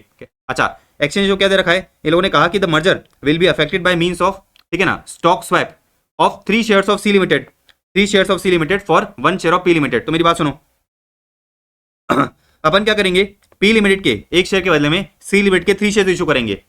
पी लिमिटेड के एक शेयर के बदले में सी लिमिटेड के अपन क्या करेंगे, 3 शेयर इशू करेंगे। अच्छा, आगे देखो, आगे इन लोगों ने कहा कि after the merger it is expected due to synergy effects the annual earnings post tax are expected to be 8% higher than the sum of the earnings of the two companies individually. तो इन लोगों ने कहा कि भाई अभी अगर अपन देखें तो सी लिमिटेड और पी लिमिटेड का एनुअल अर्निंग्स कितना है, 10,005,800 है। लेकिन लोगों ने कहा कि मर्ज होने के बाद जो आपकी ये कंबाइंड एंटिटी है इसका जो एनुअल अर्निंग्स है 8% से इंक्रीज हो जाएगा। तो बेसिकली 10,000 प्लस 5,800 कितना हो गया, 15,800। अच्छा, 15,800 में क्या होगा, 8% ऐड हो जाएगा। देखो ये रहा 15,800 में क्या होगा, 8% क्या हो जाएगा, ऐड हो जाएगा। तो मुझे ये पता चला कि जो आपकी नई कंपनी है उसका जो एनुअल अर्निंग्स है, जो आपका एनुअल अर्निंग्स आफ्टर टैक्स है वो कितना होगा, 17,064 होगा। कोई दिक्कत नहीं है ना। आगे देखो, आगे इन लोगों ने कहा further it is expected that the P ratio of S Limited shall be the average of P ratio of the two company before the merger। तो लोगों ने ये कहा कि जो आपकी ये मर्ज एंटिटी है, उसका P रेशियो क्या होगा। तो लोगों ने कहा कि जो आपका मर्जर से पहले दोनों कंपनी का P रेशियो था उनका एवरेज, तो 8 प्लस 10 डिवाइड बाय 2 कितना हो गया, 9 हो गया। तो देखो ये रहा आपका P रेशियो कितना निकल के आ गया, आपका P रेशियो निकल के आ गया 9। कोई दिक्कत नहीं है ना। तो अभी अपने को ये पता चला कि जो आपकी मर्ज एंटिटी है उसका एनुअल प्रॉफिट आफ्टर टैक्स कितना होगा और आपका जो है मर्ज एंटिटी का P रेशियो कितना होगा। अब क्वेश्चन क्या बोला है समझना। क्वेश्चन ये कह रहा है You are required to determine the extent to which the shareholders of P Limited will be benefited per share from the post merger। तो इन लोगों ने सिंपली ये कही कि भाई हमें ये बताओ कि जो P Limited के शेयरहोल्डर्स हैं उनको कितना फायदा हुआ, उनको जो है कितना फायदा हुआ वो अपने को बताना है। तो सुनो मेरी बात बड़े ध्यान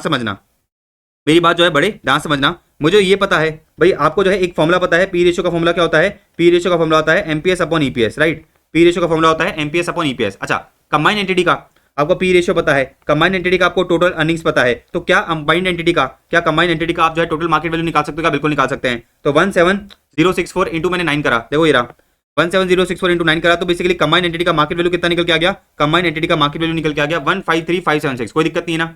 153576 कंबाइंड एंटिटी का क्या निकल के आया, मार्केट वैल्यू निकल के आया। अच्छा मुझे एक चीज बताओ, मुझे जो है आप एक चीज बताओ कि जो पी लिमिटेड के शेयरहोल्डर्स हैं, जो पी लिमिटेड के शेयरहोल्डर्स हैं मर्जर से पहले, पी लिमिटेड के शेयरहोल्डर्स हैं मर्जर से पहले पी लिमिटेड का मार्केट वैल्यू कितना था, तो 5800 इंटू मैंने करा 10 कितना आ गया, देखो ये रहा 5800 इंटू 10 करा कितना आ गया, 58,000 आ गया। बात समझ आ गई। तो मर्जर से पहले पी लिमिटेड के शेयरहोल्डर का मार्केट वैल्यू कितना था, पी लिमिटेड के शेयरहोल्डर का मार्केट वैल्यू था 58,000 लाख। अच्छा अब मैं ये दिखाऊंगा कि मर्जर के बाद जो पी लिमिटेड के शेयरहोल्डर्स हैं उनका मार्केट वैल्यू कितना है। तो सुनो मेरी बात, मर्जर के बाद कंबाइंड एंटिटी का मार्केट वैल्यू कितना है, मर्जर के बाद कंबाइंड एंटिटी का मार्केट वैल्यू है 153576। अब मैं ये देखूंगा कि भाई कंबाइंड एंटिटी में टोटल नंबर ऑफ शेयर्स कितने हैं। तो देखो कंबाइंड एंटिटी में टोटल नंबर ऑफ शेयर्स कितने हैं भाई, सी लिमिट के 4000 तो ओरिजिनल है, सी लिमिट के 4000 तो क्या है ओरिजिनल है। फिर सी लिमिट ने क्या करा है, अपने शेयर इशू करे हैं, सी लिमिट ने क्या करा है, सी लिमिटेड ने जो है अपने शेयर इशू करे हैं to the shareholders of P limited. Question में दे रखा है कि पी लिमिटेड के एक शेयर के बदले में सी लिमिटेड ने क्या करा है, अपने 3 शेयर इशू करे हैं। तो पी लिमिटेड के शेयर्स कितने हैं 1000 है, तो सी लिमिटेड ने अपने कितने शेयर इशू करे होंगे 1000 इंटू 3 3000।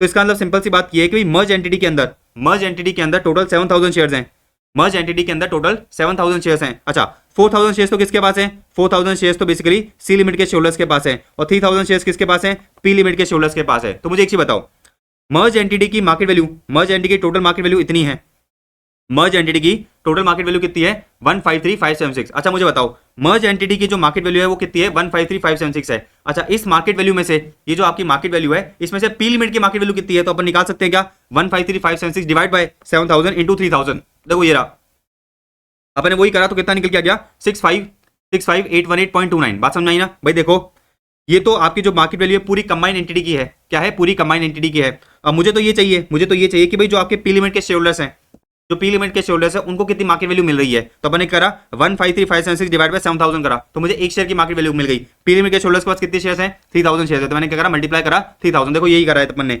153576 डिवाइड बाय 7000 इंटू 3000 कितना आ गया, ये आ गया आपका 65818.29। तो मुझे ये पता चला कि पी लिमिट के शेयरहोल्डर्स की मर्जर से पहले मार्केट वैल्यू थी 58,000, मर्जर के बाद मार्केट वैल्यू कितनी है 65,818। तो बेसिकली पी लिमिट के शेयरहोल्डर्स को टोटल फायदा कितना हुआ 7818.29 का फायदा हुआ। तो पी लिमिटेड के शेयरहोल्डर्स को टोटल फायदा मर्जर से कितना हो रहा है 7818.29 लाख का फायदा हो रहा है। क्वेश्चन अपन से पूछा था कि पर शेयर भी निकाल दो, क्वेश्चन बोला था कि भाई पर शेयर फायदा निकाल दो। तो अपन ये देखेंगे पी लिमिट के पहले शेयर्स कितने थे 1000 थे, तो अपन एक करा जो भी टोटल फायदा था उसको 1000 से डिवाइड करा तो मुझे कितना मिल गया पर शेयर, गेन पर शेयर मिल गया विच इज ₹7.82। कोई दिक्कत नहीं है, वेरी इजी क्वेश्चन। तो ये हो गया अपना क्वेश्चन नंबर 11। अब डिस्क्रिप्टिव क्वेश्चन का अपन लास्ट क्वेश्चन कर लेते हैं, क्वेश्चन नंबर 12। अच्छा 2 क्वेश्चन और है, ठीक है ना, 2 क्वेश्चन और है। तो ये अपना सेकंड लास्ट है म्यूचुअल फंड वाला। अगेन ये भी जो है आपका ICMR का क्वेश्चन है, अपने क्वेश्चन में कवर्ड है। देखो क्या दे रखा है, a mutual fund raise 150 lakh on 1st of April 2018 by the issue of 15 lakh units at 10 rupees per unit. तो देखो अपन बनाते हुए चलते हैं भाई। म्यूचुअल फंड ने क्या करा, सबसे पहले 150 लाख रुपीज रेज करे, तो 150 लाख उसके पास आया, ठीक है। अच्छा आगे देखो, the fund invested in several capital market instruments to build a portfolio of 140 lakh. तो 150 आया, 140 का हमने इनिशियल इन्वेस्टमेंट कर दिया। तो बेसिकली अपने पास इनिशियली जेब में कितना बचा कैश, अपने पास इनिशियली जेब में कैश बचा 150 माइनस 140 का। फिर आगे इन लोगों ने कहा कि initial expenses amounting to 8 lakh, तो बेसिकली 8 लाख के और खर्चे हो गए। तो मुझे ये पता चला कि भाई अपने पास ओपनिंग में बैंक बैलेंस कितना है 2 लाख का है। आगे बढ़ो, आगे इन लोगों ने कहा during the month of April the fund sold certain instruments costing 44.75 lakh for 47 lakh. तो बेसिकली मैंने क्या करा, सेल करी, और सेल कितने पे करी 47 लाख पे सेल्स करी। तो देखो अपन ने क्या करा 47 लाख की सेल्स करी, तो आपका बैंक बैलेंस 47 से बढ़ गया। आगे देखो, आगे इन लोगों ने कहा कि and use the proceeds to purchase certain other securities for 41.6 lakh. तो 41.6 लाख के अपन ने कोई सिक्योरिटीज परचेज करी, तो अपना बैंक बैलेंस कम हो जाएगा। देखो ये रहा 41.6 से अपना जो बैंक बैलेंस है वो क्या हो गया, कम हो गया। तो अपन ने क्या करा, डिडक्ट करा, अपने डिडक्ट करा कितना 41.6। आगे देखते हैं, आगे इन लोगों ने कहा कि the fund management expenses for the month amounted to 6 lakh out of which 50,000 was in arrears. तो 50,000 तो क्या है आउटस्टैंडिंग है, तो आपने एक्चुअल में कितने पे करें 5,50,000 आपने एक्चुअल में पे करें। देखो ये रहा 5,50,000 आपकी जेब से जाएगा। अच्छा आगे देखते हैं, आगे इन लोगों ने कहा कि the fund earn dividends amounting to 1.5 lakh. तो 1.5 लाख का डिविडेंड मिला है, तो बेसिकली बैंक बैलेंस बढ़ेगा मेरा। देखो ये रहा अपना बैंक बैलेंस बढ़ गया। आगे देखते हैं, आगे इन लोगों ने कहा कि and it distributed 80% of the realised earnings. तो जो भी आपको बेसिकली अर्निंग्स रियलाइज हुई है उसका 80% आपने डिस्ट्रीब्यूट करा है। तो 1.5 लाख आपको डिविडेंड मिला था, उसका 80% आपने डिस्ट्रीब्यूट कर दिया। तो देखो ये रहा 1.5 लाख का 80% क्या हो गया, डिस्ट्रीब्यूट कर दिया। तो बेसिकली 1.2 का आपने डिविडेंड अपने यूनिट होल्डर्स को बांट दिया। इसके अलावा आपको जो है एक और प्रॉफिट हुआ है। कौन सा प्रॉफिट हुआ है, देखो आपने 44.75 लाख की सिक्योरिटी जो है 47 पे बेची, तो आपको फायदा कितना हुआ, आपको जो है फायदा हुआ देखो ये रहा 47 माइनस 44.75 का, तो कितना फायदा हुआ 47 माइनस 44.75, आपको जो है 2.25 लाख का फायदा हुआ। इसका भी आपने 80% डिस्ट्रीब्यूट करा होगा, तो 2.25 का 80% कितना हो गया, देखो ये रहा 1.8। तो इंपॉर्टेंट पॉइंट क्या है, ये ध्यान रखना है आपको कि जो आपको कैपिटल गेन का फायदा हुआ है, जो आपको प्रॉफिट हुआ है सेल ऑफ सिक्योरिटी पे, उसका भी जो है क्या होगा, उसका भी 80% डिस्ट्रीब्यूट होगा।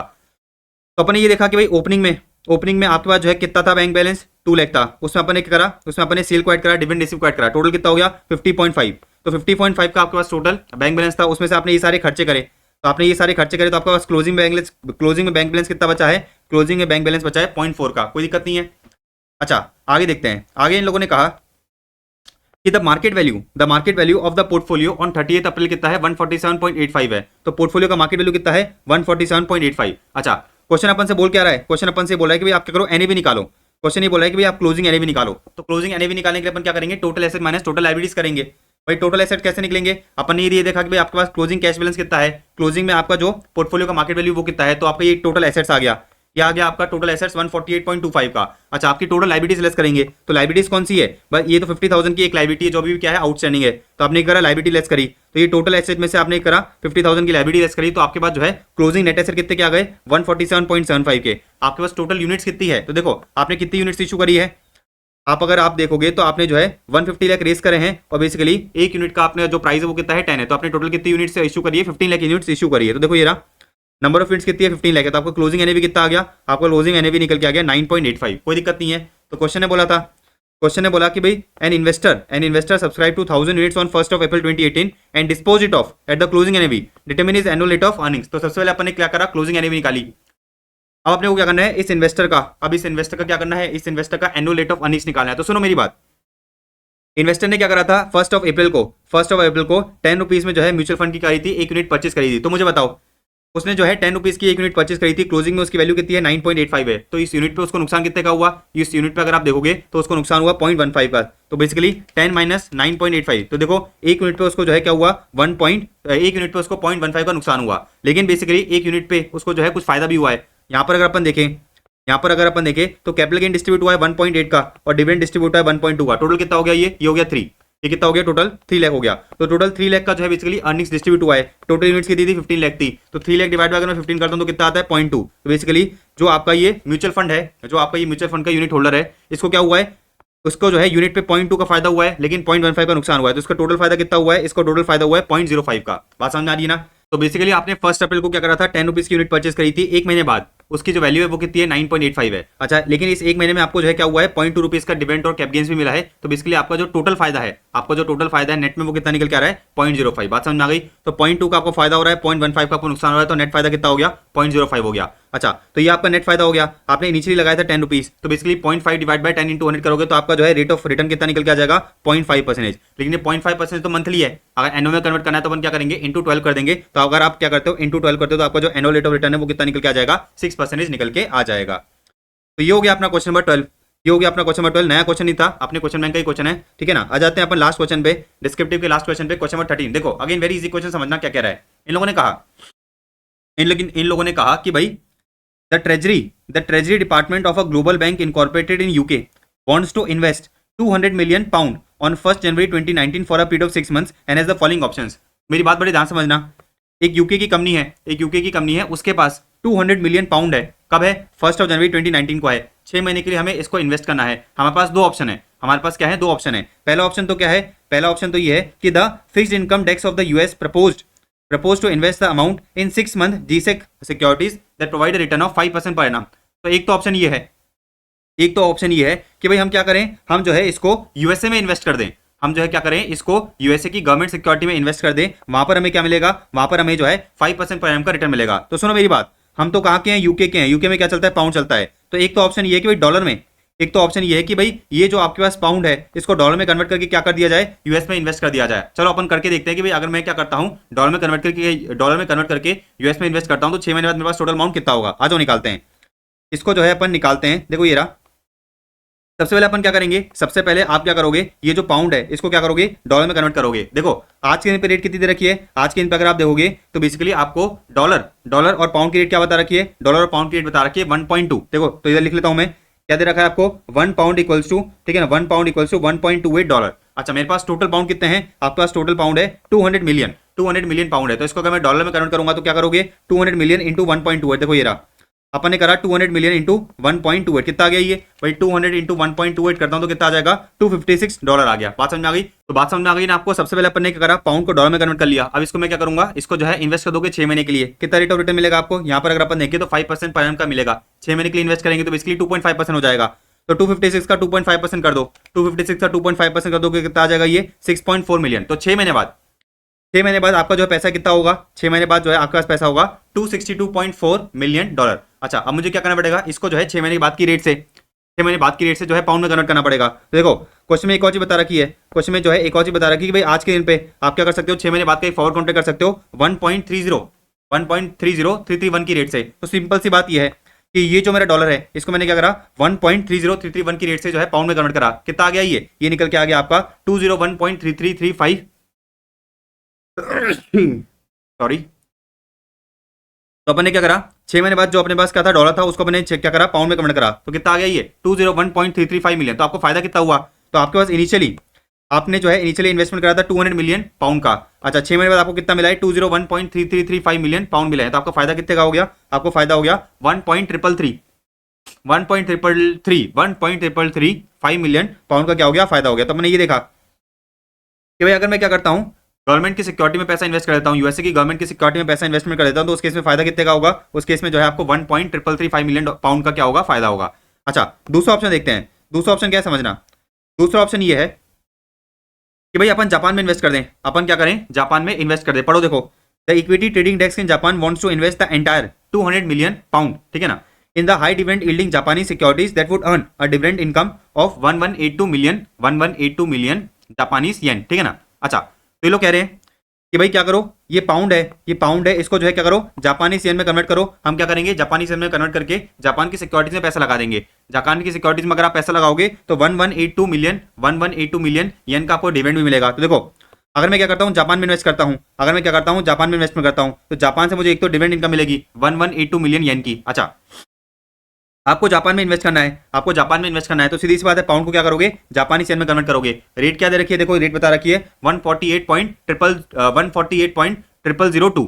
तो जो अपने ये पाउंड है 200 मिलियन पाउंड है, इसको अपन क्या करेंगे, येन में कन्वर्ट करेंगे, इस रेट से करेंगे। तो 200 मिलियन अपन क्या करेंगे, 200 मिलियन पाउंड इंटू 148.0002, तो कितना आ जाएगा ये निकल के आ जाएगा 29600.04 मिलियन। तो सबसे पहले अपन ने क्या करा, सबसे पहले अपन ने पाउंड को जो है येन में कन्वर्ट करा और क्या करा, इतना अमाउंट जो है जापान की सिक्योरिटीज में इन्वेस्ट कर दिया। अच्छा आपको इतने का डिविडेंड मिला, आपको जो है इतने का डिविडेंड मिला। आगे देखो, आगे इन लोगों ने कहा कि the dividends are declared and paid on 20 June. अच्छा डिविडेंड के बाद the securities are expected to quote at 2% discount. तो इन लोगों ने एक और चीज कही, इन लोगों ने एक और चीज कही कि भाई आपने इनिशियली आपने क्या करा था, इनिशियली इतना इन्वेस्टमेंट करा था, आपने क्या करा था, इनिशियली इतना इन्वेस्टमेंट करा था, लेकिन बेसिकली इन लोगों ने कहा कि 6 महीने बाद, 6 महीने बाद आपको क्या हो गया, 2% का नुकसान हो गया। 6 महीने बाद आपको क्या हो गया, 2% का नुकसान हो गया। 2% का नुकसान कैसे हो गया, क्योंकि जो सिक्योरिटीज है वो 2% डिस्काउंट पे क्या कर रही है, कोट कर रही है। सिक्योरिटी जो है 2% डिस्काउंट पे क्या कर रही है, कोट कर रही है। तो मेरी बात सुनो, मेरी बात जो है बड़े ध्यान से समझना, मेरी बात जो है बड़े ध्यान से समझना। आपने इनिशियली इन्वेस्टमेंट करा था इतने का, आपने इनिशियली इन्वेस्टमेंट करा था इतने का, तो आपने जो है इनिशियली जापान की सिक्योरिटीज में इतना पैसा क्या करा था, इन्वेस्ट करा था। अच्छा 6 महीने बाद इसकी वैल्यू जो है 2% से गिर जाती है, तो कितनी रहती है इसकी वैल्यू, 29600.04 माइनस 2% करा, तो 6 महीने बाद आपकी सिक्योरिटी वैल्यू कितनी है, 6 महीने बाद आपकी सिक्योरिटी वैल्यू है इतनी। अच्छा देखो आपको इतने का डिविडेंड मिला है, आपकी जो सिक्योरिटी की वैल्यू है वो इतनी हो गई, सिक्योरिटी वैल्यू कितनी हो गई, 98% हो गई, मतलब 2% से गिर गई, 2% से जो है बेसिकली गिर गई, ठीक है ना। अच्छा क्वेश्चन एक और चीज कह रहा है, क्वेश्चन एक और चीज कह रहा है कि भाई the desk also plans to earn 10 million Japanese yen on a stock borrow lending activity because of this investment. इन लोगों ने एक और चीज कही, इन लोगों ने एक और चीज कही कि भाई जो भी आपने सिक्योरिटी परचेस करी थी, इसको आपने करा था उधार दे दिया था किसी को, तो आपको रेंट भी मिला है, आपको जो है 10 मिलियन जापानी येन का येन भी मिला है। तो सुनो, आपने इनिशियली इन्वेस्टमेंट करा था इतना, आपने इनिशियली इन्वेस्टमेंट करा था इतना, 6 महीने बाद आपको जो है आपका टोटल इतना पैसा है, 6 महीने बाद आपका टोटल इतना पैसा है, इन सबको टोटल करो कितना आ रहा है, इन सबको मैंने टोटल करा कितना निकल के आ गया 30,200.0392 मिलियन।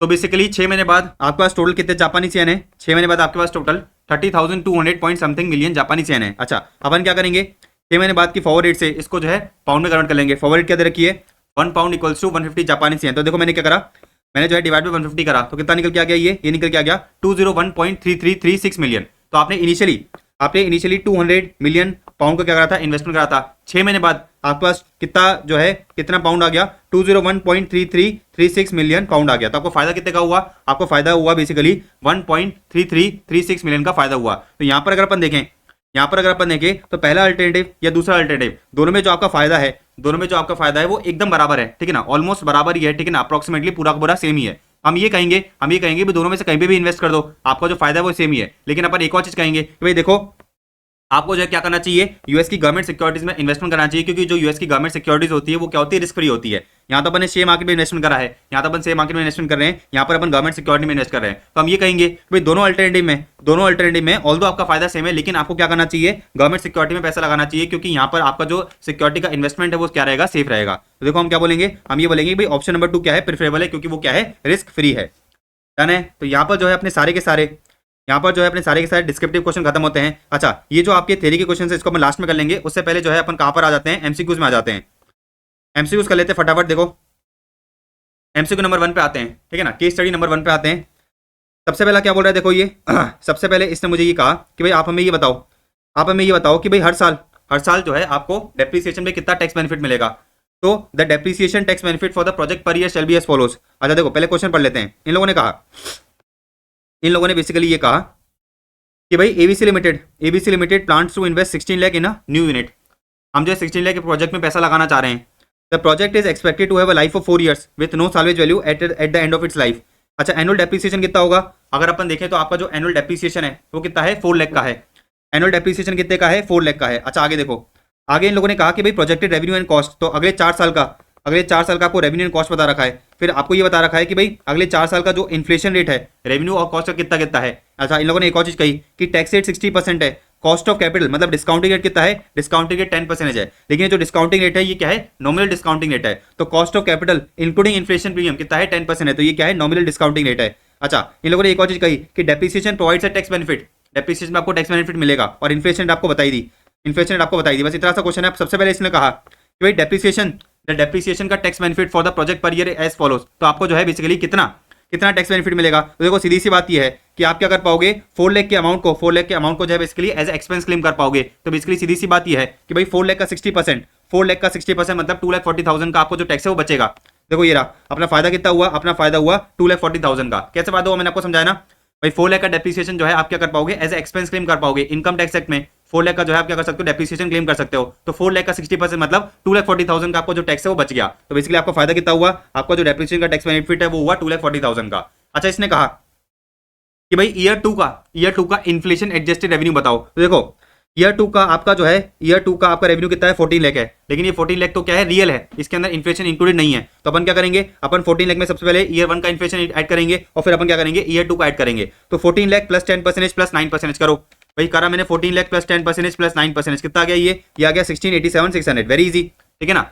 अच्छा फिर आगे देखो, आगे इन लोगों ने कहा कि the total cash flow in the year 1 after adjusting inflation and tax benefit of depreciation. तो इन लोगों ने कहा कि भाई ईयर 1 का आप क्या करो, कैश फ्लो निकालो। सुनो भाई ईयर वन का रेवेन्यू कितना होगा, 12 लाख प्लस 10% कितना होगा, देखो ये रहा 13,72,000। अच्छा कॉस्ट कितना होगा, कॉस्ट होगा आपका 6 लाख प्लस 12%, देखो ये रहा 6,72,000। तो ये तो आपका क्या है, ये तो आपका बेसिकली रेवेन्यू है, ये कॉस्ट है। तो आपका प्रॉफिट कितना हो गया, 648 का प्रॉफिट हो गया। इसमें से पहले डेप्रिसिएशन लेस करोगे, अपने 4 लाख का डेप्रिसिएशन लेस करा, कितना आ गया, 248 आ गया। फिर अपन क्या करेंगे, टैक्स लेस करेंगे। तो अपन ने क्या करा, 60% टैक्स लेस करा, तो 248 माइनस 60% कितना हो गया, 99,200। अच्छा फिर इसमें क्या करेंगे, डेप्रिसिएशन एड बैक करेंगे। तो आपने 4 लाख का डेप्रिसिएशन एड बैक करा, कितना आ गया, 499,200। देखो ये रहा कितना हो गया, 499,200। सारी चीजें मैंने आपको जो है समझा रखी है, सारी चीजें जो है मैंने आपको लेक्चर में बहुत अच्छी तरह समझा रखी है। भाई अपन क्या कर रहे हैं, कैश फ्लो किस तरह से निकालते हैं। देखो ये रहा कैश फ्लो का पैटर्न बताया था मैंने आपको, कैश फ्लो का मैंने आपको जो है पैटर्न बताया था, ये रहा कि भाई कैश फ्लो किस तरह से निकलते हैं, कैश फ्लो जो है किस तरह से निकलते हैं। तो प्रॉफिट में अपन क्या करते हैं, डेप्रिसिएशन लेस करते हैं, आपको क्या मिलता है, ईबीआईटी मिलता है, उसमें से टैक्स लेस करोगे, फिर क्या करोगे, डेप्रिसिएशन को एड बैक करोगे, वही अपन ने इधर करा है।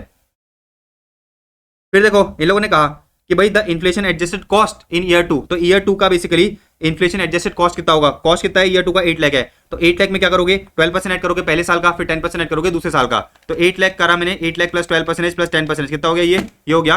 देखो ये आपका निकल के आ गया 985,600, कितना आ गया, 985,600 आ गया, कोई दिक्कत नहीं है। अच्छा आगे देखो, आगे इन लोगों ने कहा कि the present value of the cash inflow, present value of cash inflow for year 3 shall be approximately. तो ये बोल रहा है कि सबसे पहले आप क्या करो, थर्ड ईयर का कैश फ्लो निकालो, उसका आज के दिन प्रेजेंट वैल्यू निकालो। आ जाओ देखो, थर्ड ईयर का सबसे पहले अपने को क्या करना पड़ेगा, थर्ड ईयर का सबसे पहले अपने को रेवेन्यू एंड कॉस्ट निकालना पड़ेगा। तो अपन क्या करेंगे, अपन करेंगे थर्ड ईयर का जो रेवेन्यू कितना है 16 लाख है, तो 16 लाख प्लस 10% प्लस 9% प्लस 8%, देखो ये रहा 16 लाख प्लस 10% प्लस 9% प्लस 8% कितना आ गया, 20,20,71,872। अच्छा कॉस्ट निकालेंगे, थर्ड ईयर का कॉस्ट कितना है, थर्ड ईयर का कॉस्ट है 8 लाख, तो 8 lakh plus plus 12% plus 10% plus 9%, देखो ये रहा 8 लाख प्लस 12% प्लस 10% प्लस 9% कितना आ गया, ये आ गया कॉस्ट। तो मैंने क्या करा, रेवेन्यू में से कॉस्ट को लेस करा, तो ये आ गया आपका प्रॉफिट, ये आ गया आपका प्रॉफिट। इसमें से क्या करोगे, डेप्रिसिएशन को लेस करोगे, तो बेसिकली ये आ गया आपका 597, 568, इसमें से आपने टैक्स लेस करा, फिर अपन क्या करेंगे, डेप्रिसिएशन को ऐड बैक कर देंगे, तो कितना आ जाएगा ये 639027.2, देखो ये रहा 639027.2, ये तो क्या गया, थर्ड ईयर का कैश फ्लो आ गया। इसका आज के दिन पे प्रेजेंट वैल्यू निकालेंगे, तो डिस्काउंट रेट कितनी दे रखी है, 10% दे रखी है। तो मैंने क्या करा, 639027.2 divide by 1.1 to the power 3 करा। इसको सॉल्व करो, इसको सॉल्व करो, कितना आ रहा है, इसको अगर आप सॉल्व करोगे तो कितना आ रहा है, 6390,272 डिवाइड बाय करा मैंने 1.1, एक सेकंड, 639027.2 डिवाइड बाय करा मैंने 1.1 डिवाइड बाय करा 1.1 डिवाइड बाय करा 1.1, कितना आ गया, ये निकल के आ गया आपका 480,111। अच्छा यहाँ पे अगर आप देखोगे, यहाँ पर अगर आप देखोगे तो ऑप्शन ही नहीं है, यहाँ पर अगर आप देखोगे तो ऑप्शन ही नहीं है, लेकिन बेसिकली सबसे पास कौन सा है, सबसे पास है आपका 479,898 का, तो यही आपका क्या होगा, यही आपका आंसर होगा। तो इन दोनों का डिफरेंस निकालोगे, इन दोनों का अगर आप क्या करोगे, डिफरेंस निकालोगे, तो डिफरेंस कितना निकल के आएगा, डिफरेंस निकल के आएगा आपका 212 का, 212 रुपए का डिफरेंस आएगा। तो 212 रुपए का डिफरेंस बेसिकली राउंडिंग ऑफ की वजह से है, राउंडिंग ऑफ की वजह से, तो आपका जो आंसर है वो क्या होगा, C फॉर कैट होगा। बात समझ आ गई ना।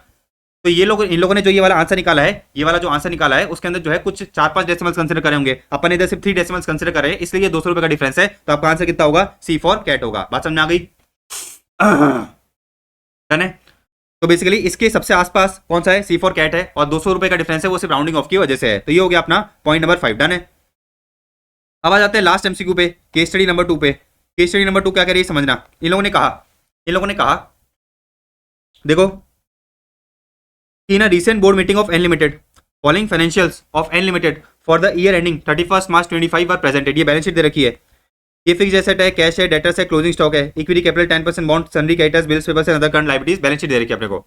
ये आपको P&L बता रखा है, सेल्स में से आपने कॉस्ट लेस करा, ये आपका GP आ गया, उसमें से आपने सेलिंग एंड एडमिनिस्ट्रेशन खर्चे लेस करे, आपको क्या मिल गया, EBIT मिल गया, इंटरेस्ट लेस करा, EBT मिल गया, टैक्स मिल गया, आपका ये टैक्स मिल गया, आपने क्या करा, EBT में से टैक्स को लेस करा, तो आपको क्या मिल गया, पैट मिल गया। ठीक है, डन है। आगे देखो, ड्यूरिंग द बोर्ड मीटिंग में क्या होता है, director A set the company can maintain a certain growth even though the net profit margin remains constant. इन लोगों ने कहा कि भाई हमारा जो नेट प्रॉफिट मार्जिन है उसको सेम रखते हुए हम क्या कर सकते हैं, हम जो है अपनी कंपनी को थोड़ा सा ग्रो कर सकते हैं, मतलब सेल्स को बढ़ा सकते हैं। इन लोगों ने कहा कि director A said that the company can maintain a certain growth even though the net profit margin remains constant and asset increases proportionally to sales and it distribute 30% of its net profit to maintain its growth rate, it will not require any additional funds। अच्छा, तो ये किसकी बात कर रहा है, इन लोगों ने कहा कि the director is talking about the internal growth rate. इन लोगों ने कहा कि भाई हम बिना फंड्स रेज करे क्या कर सकते हैं, अपनी कंपनी को ग्रोथ कर सकते हैं। तो बेसिकली ये क्या है, इंटरनल ग्रोथ रेट है, इसको अपन क्या बोलेंगे, डायरेक्टर जो है इंटरनल ग्रोथ रेट की बात कर रहा है। तो ये लोग कह रहे हैं कि भाई हम जो है क्या कर सकते हैं, एक सर्टेन ग्रोथ को मेंटेन कर सकते हैं। अच्छा, हम जो है एक सर्टेन ग्रोथ को क्या कर सकते हैं, मेंटेन कर सकते हैं, even though the net profit margin remains constant, मतलब आपको जो है नेट प्रॉफिट मार्जिन को कम करने की जरूरत नहीं है। भाई जनरली आपको ग्रो करना है तो आपको क्या करना पड़ता है, आपको प्राइस कम करना पड़ता है, जब भी तो डिमांड बढ़ती है ना। इन लोगों ने कहा कि नेट प्रॉफिट मार्जिन को कांस्टेंट रखते हुए आप क्या कर सकते हो, सर्टेन ग्रोथ को अचीव कर सकते हो। अच्छा, जो आपका एसेट है वो सेल्स के प्रोपोर्शन में बढ़ जाएगा। अच्छा, और आप क्या करोगे, आप जो है बेसिकली जो भी आपका प्रॉफिट है उसका 30% डिस्ट्रीब्यूट भी कर सकते हो, मतलब आप डिविडेंड बांट सकते हो। अच्छा, तो डायरेक्टर ये जो है क्या कर रहा है, इंटरनल ग्रोथ रेट की बात कर रहा है। अब सुनो, डायरेक्टर बी की बात करते हैं। Director B proposed that just by maintaining a target capital structure and without issuing additional equity and maintaining a target dividend payout ratio as proposed by Director A, more growth rate can be achieved। तो इसको अपन क्या बोलते हैं, sustainable growth rate बोलते हैं। भाई आपने मेरे साथ थ्योरी पढ़ रखी है, थ्योरी में मैंने आपको एग्जैक्ट ये लाइन बताई थी, थ्योरी में जो है मैंने आपको क्या करा था, एग्जैक्ट ये लाइन बताई थी कि भाई सस्टेनेबल ग्रोथ रेट क्या होता है। दिखाऊंगे आपको, आ जाओ दिखाते हैं। अपन को चलना है पेज नंबर 96 पे, आ जाओ देखो, पेज नंबर 96 पे चलते हैं, पेज नंबर 96 पे चलते हैं अपन। देखो ये रहा, यहां पर अपन ने सस्टेनेबल ग्रोथ रेट के बारे में बात करी थी। देखो ये रहा sustainable growth rate, maintain target capital structure, maintain target dividend pay out ratio, वही तो इधर बोल रहा है ना। देखो ये रहा maintain target capital structure maintain target dividend pay out ratio, तो director be sustainable growth rate की बात कर रहा है। अच्छा डायरेक्टर सी की बात करते हैं, डायरेक्टर सी की जो है अपन बात करते हैं, डायरेक्टर सी की अपन बात करते हैं। देखो क्या बोल रहा है director C, director C too agreed with the views of director A and director B. तो डायरेक्टर सी जो है डायरेक्टर ए और बी के व्यूज से अग्री करता है, but is of the view that in the coming year it is expected that the sales is likely to rise by 15%. Hence if required we can go for the issue of equity shares, bonds or debentures to achieve the same growth. तो ये जो director सी है ये क्या बोल रहा है, ये बोल रहा है कि भाई हम क्या कर सकते हैं, इक्विटी से, बॉन्ड से, डिबेंचर से पैसा रेज कर सकते हैं। तो किसकी बात कर रहा है, डायरेक्टर सी जो है एक्सटर्नल फंडिंग रिक्वायरमेंट की बात कर रहा है कि भाई अपन जो है एक्सटर्नल पैसा रेज करें, अपन क्या करें, एक्सटर्नल पैसा रेज करें। अब सुनो लास्ट एमसीक्यू क्या बोल रहा है, ये इन लोगों ने कहा कि if we go by the proposal of director C then approximately dash funds shall be raised from in the form of equity or debt, assuming that the dividend as proposed by director A is paid out and the asset and current liabilities are increased in the same proportion as increase in sales। तो ये लोग कहना चाह रहे हैं, ये लोग कहना चाह रहे हैं कि भाई अगर फॉर एग्जांपल डायरेक्टर सी की हम बात मानते हैं तो उस केस में हमें जो है कितना पैसा एडिशनल रेज करना पड़ेगा। तो मैंने आपको जो है एक क्वेश्चन कराया था, बाकायदा जो है मैंने आपको सिक्योरिटी वैल्यूएशन में एक क्वेश्चन कराया था, अगर आपको याद हो तो वहां पर भी अपन ने जो है एक्सटर्नल फंडिंग रिक्वायरमेंट का एक क्वेश्चन देखा था। सबसे पहले अपन ये देखेंगे, सबसे पहले अपन ये देखेंगे कि भाई अपने पास जो है अगले साल कितना पैसा बचना है। देखो मेरी बात सुनो, मेरी बात बड़े ध्यान समझना, मुझे क्या करना है, सेल्स को 15% से बढ़ाना है। तो जो मेरे एसेट्स है और जो मेरा लाइबिलिटीज है वो भी क्या होगा, 15% से बढ़ेगा। जो मेरा एसेट्स है और जो मेरा लाइबिलिटीज है वो भी क्या होगा, 15% से बढ़ेगा। जो मेरा एसेट्स है और जो मेरा लाइबिलिटीज है वो भी क्या होगा, 15% से बढ़ेगा। तो आपके टोटल एसेट्स कितने के हैं, आपके टोटल एसेट्स हैं 7,70,000 के, टोटल एसेट्स है 7,70,000 के, और आपकी टोटल लाइबिलिटीज कितने की है, तो आपकी टोटल लाइबिलिटीज है, इन तीनों का टोटल करो कितना रहा है, 1,98,000। तो इन लोगों ने कहा कि भाई अगले साल अगर आप क्या करते हो 15% से सेल्स बढ़ाते हो तो आपके जो एसेट्स और लाइबिलिटीज वो भी 15% से बढ़ेंगे। तो मैंने ये देखा कि भाई कितने अमाउंट से बढ़ रहे हैं, भाई मैंने ये देखा कि भाई कितने अमाउंट से बढ़ रहे हैं। तो आपके टोटल एसेट इतने हैं, टोटल लाइबिलिटीज इतनी है, तो एसेट माइनस लाइबिलिटी का फिगर कितना है, एसेट माइनस लाइबिलिटी का फिगर है आपका ये हो गया 5,72,000 का, 5,72,000 का। अगले साल जो है 15% से बढ़ जाएगा, तो बेसिकली 5,72,000 का 15% कितना हो गया, ये हो गया 85,800। मतलब सिंपल सी बात ये कि भाई अगले साल आपको जो है 85,800 रुपए की रिक्वायरमेंट होगी, आपको जो है बेसिकली अगले साल 85,800 रुपीज की रिक्वायरमेंट होगी, क्योंकि आपके जो एसेट्स और लाइबिलिटीज है प्रोपोर्शनली 85,800 से बढ़ेंगे नेट में। अच्छा तो अगले साल आपको क्या करना है, 85,800 रेज करना है। अब सुनो मेरी बात, आपको ये पता है कि भाई अभी आपका प्रॉफिट कितना है, 61,600 का है, अभी आपका जो प्रॉफिट है वो कितना है, 61,600 का है। अच्छा अगले साल आपकी सेल्स 15% से बढ़ जाएगी, तो सीधी सी बात है अगले साल आपका प्रॉफिट कितना हो जाएगा, अगले साल आपका प्रॉफिट हो जाएगा 70, अगले साल जो आपका प्रॉफिट है वो कितना होगा, 70,840 होगा। तो अगले साल आपके पास जो है 70,840 रुपए पैसा बचेगा, लेकिन इसमें से आप क्या करोगे, 30% डिस्ट्रीब्यूट भी तो कर दोगे ना, डिविडेंड के फॉर्म में 30% डिस्ट्रीब्यूट भी तो कर दोगे। देखो बोल रखा है ना कि भाई हमें क्या करना है, हमें 30% प्रॉफिट डिस्ट्रीब्यूट करना है। तो डायरेक्टर सी ने बोला कि भाई देखो, डायरेक्टर सी ने बोला कि भाई देखो मैं डायरेक्टर ए और बी से अग्री करता हूं। और नीचे क्वेश्चन क्या बोल रहा है, नीचे क्वेश्चन ये कह रहा है कि भाई हम डायरेक्टर सी के प्रपोजल को जो है एक्सेप्ट कर रहे हैं, और जो डायरेक्टर ए ने डिविडेंड पे करने के लिए बोला था वो भी पे करेंगे।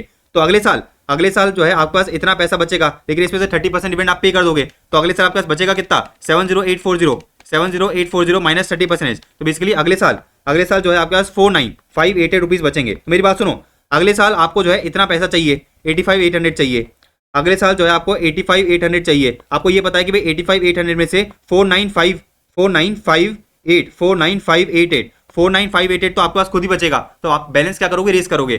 तो 85,800 माइनस 49588 बैलेंस कितना आ गया, 36,212। तो मुझे क्या करना पड़ेगा, 36,212 क्या करना पड़ेगा, पैसा रेस करना पड़ेगा। बात समझ में आई ना भाई। देखो अगले साल आपको इतने अमाउंट की रिक्वायरमेंट होगी, आपको ये पता चला कि भाई 85,800 में से 49,588 तो आप जो है खुद ही बिजनेस से जनरेट कर लोगे। तो बाकी बैलेंस क्या करोगे, बाकी बैलेंस जो है आप क्या करोगे, आप जो है एक्सटर्नल फंड से रेस करोगे। तो ये वाला क्वेश्चन मैंने आपको करा रखा है, एक्सटर्नल फंडिंग रिक्वायरमेंट का जो क्वेश्चन है मैंने आपको सिक्योरिटी वैल्यूएशन वाले चैप्टर में करा दिया था। तो ये वही वाला क्वेश्चन है, ये जो है वही वाला क्वेश्चन है। तो ये देखो अपना हो गया कोई पॉइंट नंबर 4, एमसीक्यू नंबर 4। भाई सिंपली क्वेश्चन क्या बोल रहा है, सिंपली क्वेश्चन ये कह रहा है कि डायरेक्टर सी ने बोला कि सेल्स 15% से बढ़ेगी। भाई सीधी सी बात है, अगर सेल्स 15% से बढ़ेगी तो जो आपका नेट प्रॉफिट है वो भी 15% से बढ़ जाएगा। तो आपका नेट प्रॉफिट कितना होगा, 70,840। अच्छा 70,840 आपका नेट प्रॉफिट होगा, लेकिन उसमें से 30% तो मैं डिविडेंड डिस्ट्रीब्यूट कर दूंगा। तो अगले साल आपका पैसा कितना बचेगा, अगले साल जो है आपकी जेब में कितना प्रॉफिट बचेगा, 49,588 का जो है क्या बचेगा, प्रॉफिट बचेगा। अच्छा अगले साल 15% से सेल्स बढ़ानी है, तो आपके जो एसेट्स और लाइबिलिटीज है वो भी 15% से बढ़ेंगे। तो मैंने ये देखा कि भाई अभी आपके जो total asset minus total liability का फिगर है वो कितना है, 572,000 है, 5,72,000 है, ठीक है ना। अच्छा अगले साल अगर 15% से बढ़ेगा, मतलब मुझे अगले साल क्या करना पड़ेगा, 85,800 का इन्वेस्टमेंट करना पड़ेगा। 85,800 में से जो है बेसिकली आपके पास 4,958 तो बच जाएगा। भाई 85,800 की अगले साल आपको जरूरत पड़ेगी, लेकिन 85,800 में से तो जो आपका प्रॉफिट है उसमें से आपको पास कितना पैसा बच जाएगा 4958 बच जाएगा। तो बाकी जो बैलेंस है वो मैं क्या करूंगा, बाकी जो बैलेंस है मैं जो है फर्दर रीज करूंगा। वो कितना आ गया 36212। डन है। तो ये अपने दोनों एमसीक्यू हो गए, ये अपने दोनों एमसीक्यू हो गए। अब चलते हैं अपन थ्योरी क्वेश्चंस पे। एक बार चल लेते हैं अपन थ्योरी क्वेश्चन पे। देखो तो थ्योरी क्वेश्चन में ये पूछ रहा है कि भाई यूनिकॉर्न स्टार्टअप क्या होता है। स्टार्टअप वाले चैप्टर में आपको पता है, पढ़ रखा है आपने। सेकेंडरी पार्टिसिपेंट जो है सिक्योरिटाइजेशन वाले चैप्टर में मिल जाएंगे आपको। अच्छा, parameters used to identify currency risk, ये आपको रिस्क मैनेजमेंट वाले चैप्टर में मिल जाएंगे। अच्छा, explain the various market indicator जो आप टेक्निकल एनालिसिस में यूज करते हो, ये आपने सिक्योरिटी एनालिसिस में पढ़ रखा है। अच्छा, buy and how the buy and sell signals are provided by the moving average analysis, ये भी आपने जो है सिक्योरिटी एनालिसिस वाले चैप्टर में पढ़ रखा है। तो ये थ्योरी के टॉपिक्स आप एक बार देख लेना, बहुत ज्यादा इंपॉर्टेंट नहीं है, ठीक है ना, बहुत ज्यादा इंपॉर्टेंट नहीं है। एक बार आप इसको देख लेना। अपना काम था डिस्क्रिप्टिव क्वेश्चन को बहुत अच्छी तरह करना, थ्योरी टॉपिक्स को तो आप ऑलमोस्ट कर ही सकते हो, ठीक है ना। जो आपका आईसीएमएट है, जो भी मेरे नोट्स है उनमें से कवर हो जाएंगे। तो यहाँ पर जो है आपकी आरटीपी पूरी खत्म होती है। अपने पूरी की पूरी आरटीपी जो है ऑलमोस्ट 2 घंटे में कवर करी है। इंपॉर्टेंट आरटीपी थी, कुछ अपने क्वेश्चन प्रैक्टिस हो गए, ठीक है ना। तो वीडियो अच्छी लगी तो वीडियो को लाइक करना। अच्छा, चैनल को सब्सक्राइब नहीं कर रखा है तो चैनल को सब्सक्राइब करना मत भूलना, एंड अपने दोस्तों को जरूर शेयर करना ताकि एग्जाम से पहले वो भी जो है आरटीपी रिवाइज कर पाए। तो मिलते हैं अपन नेक्स्ट वीडियोज में।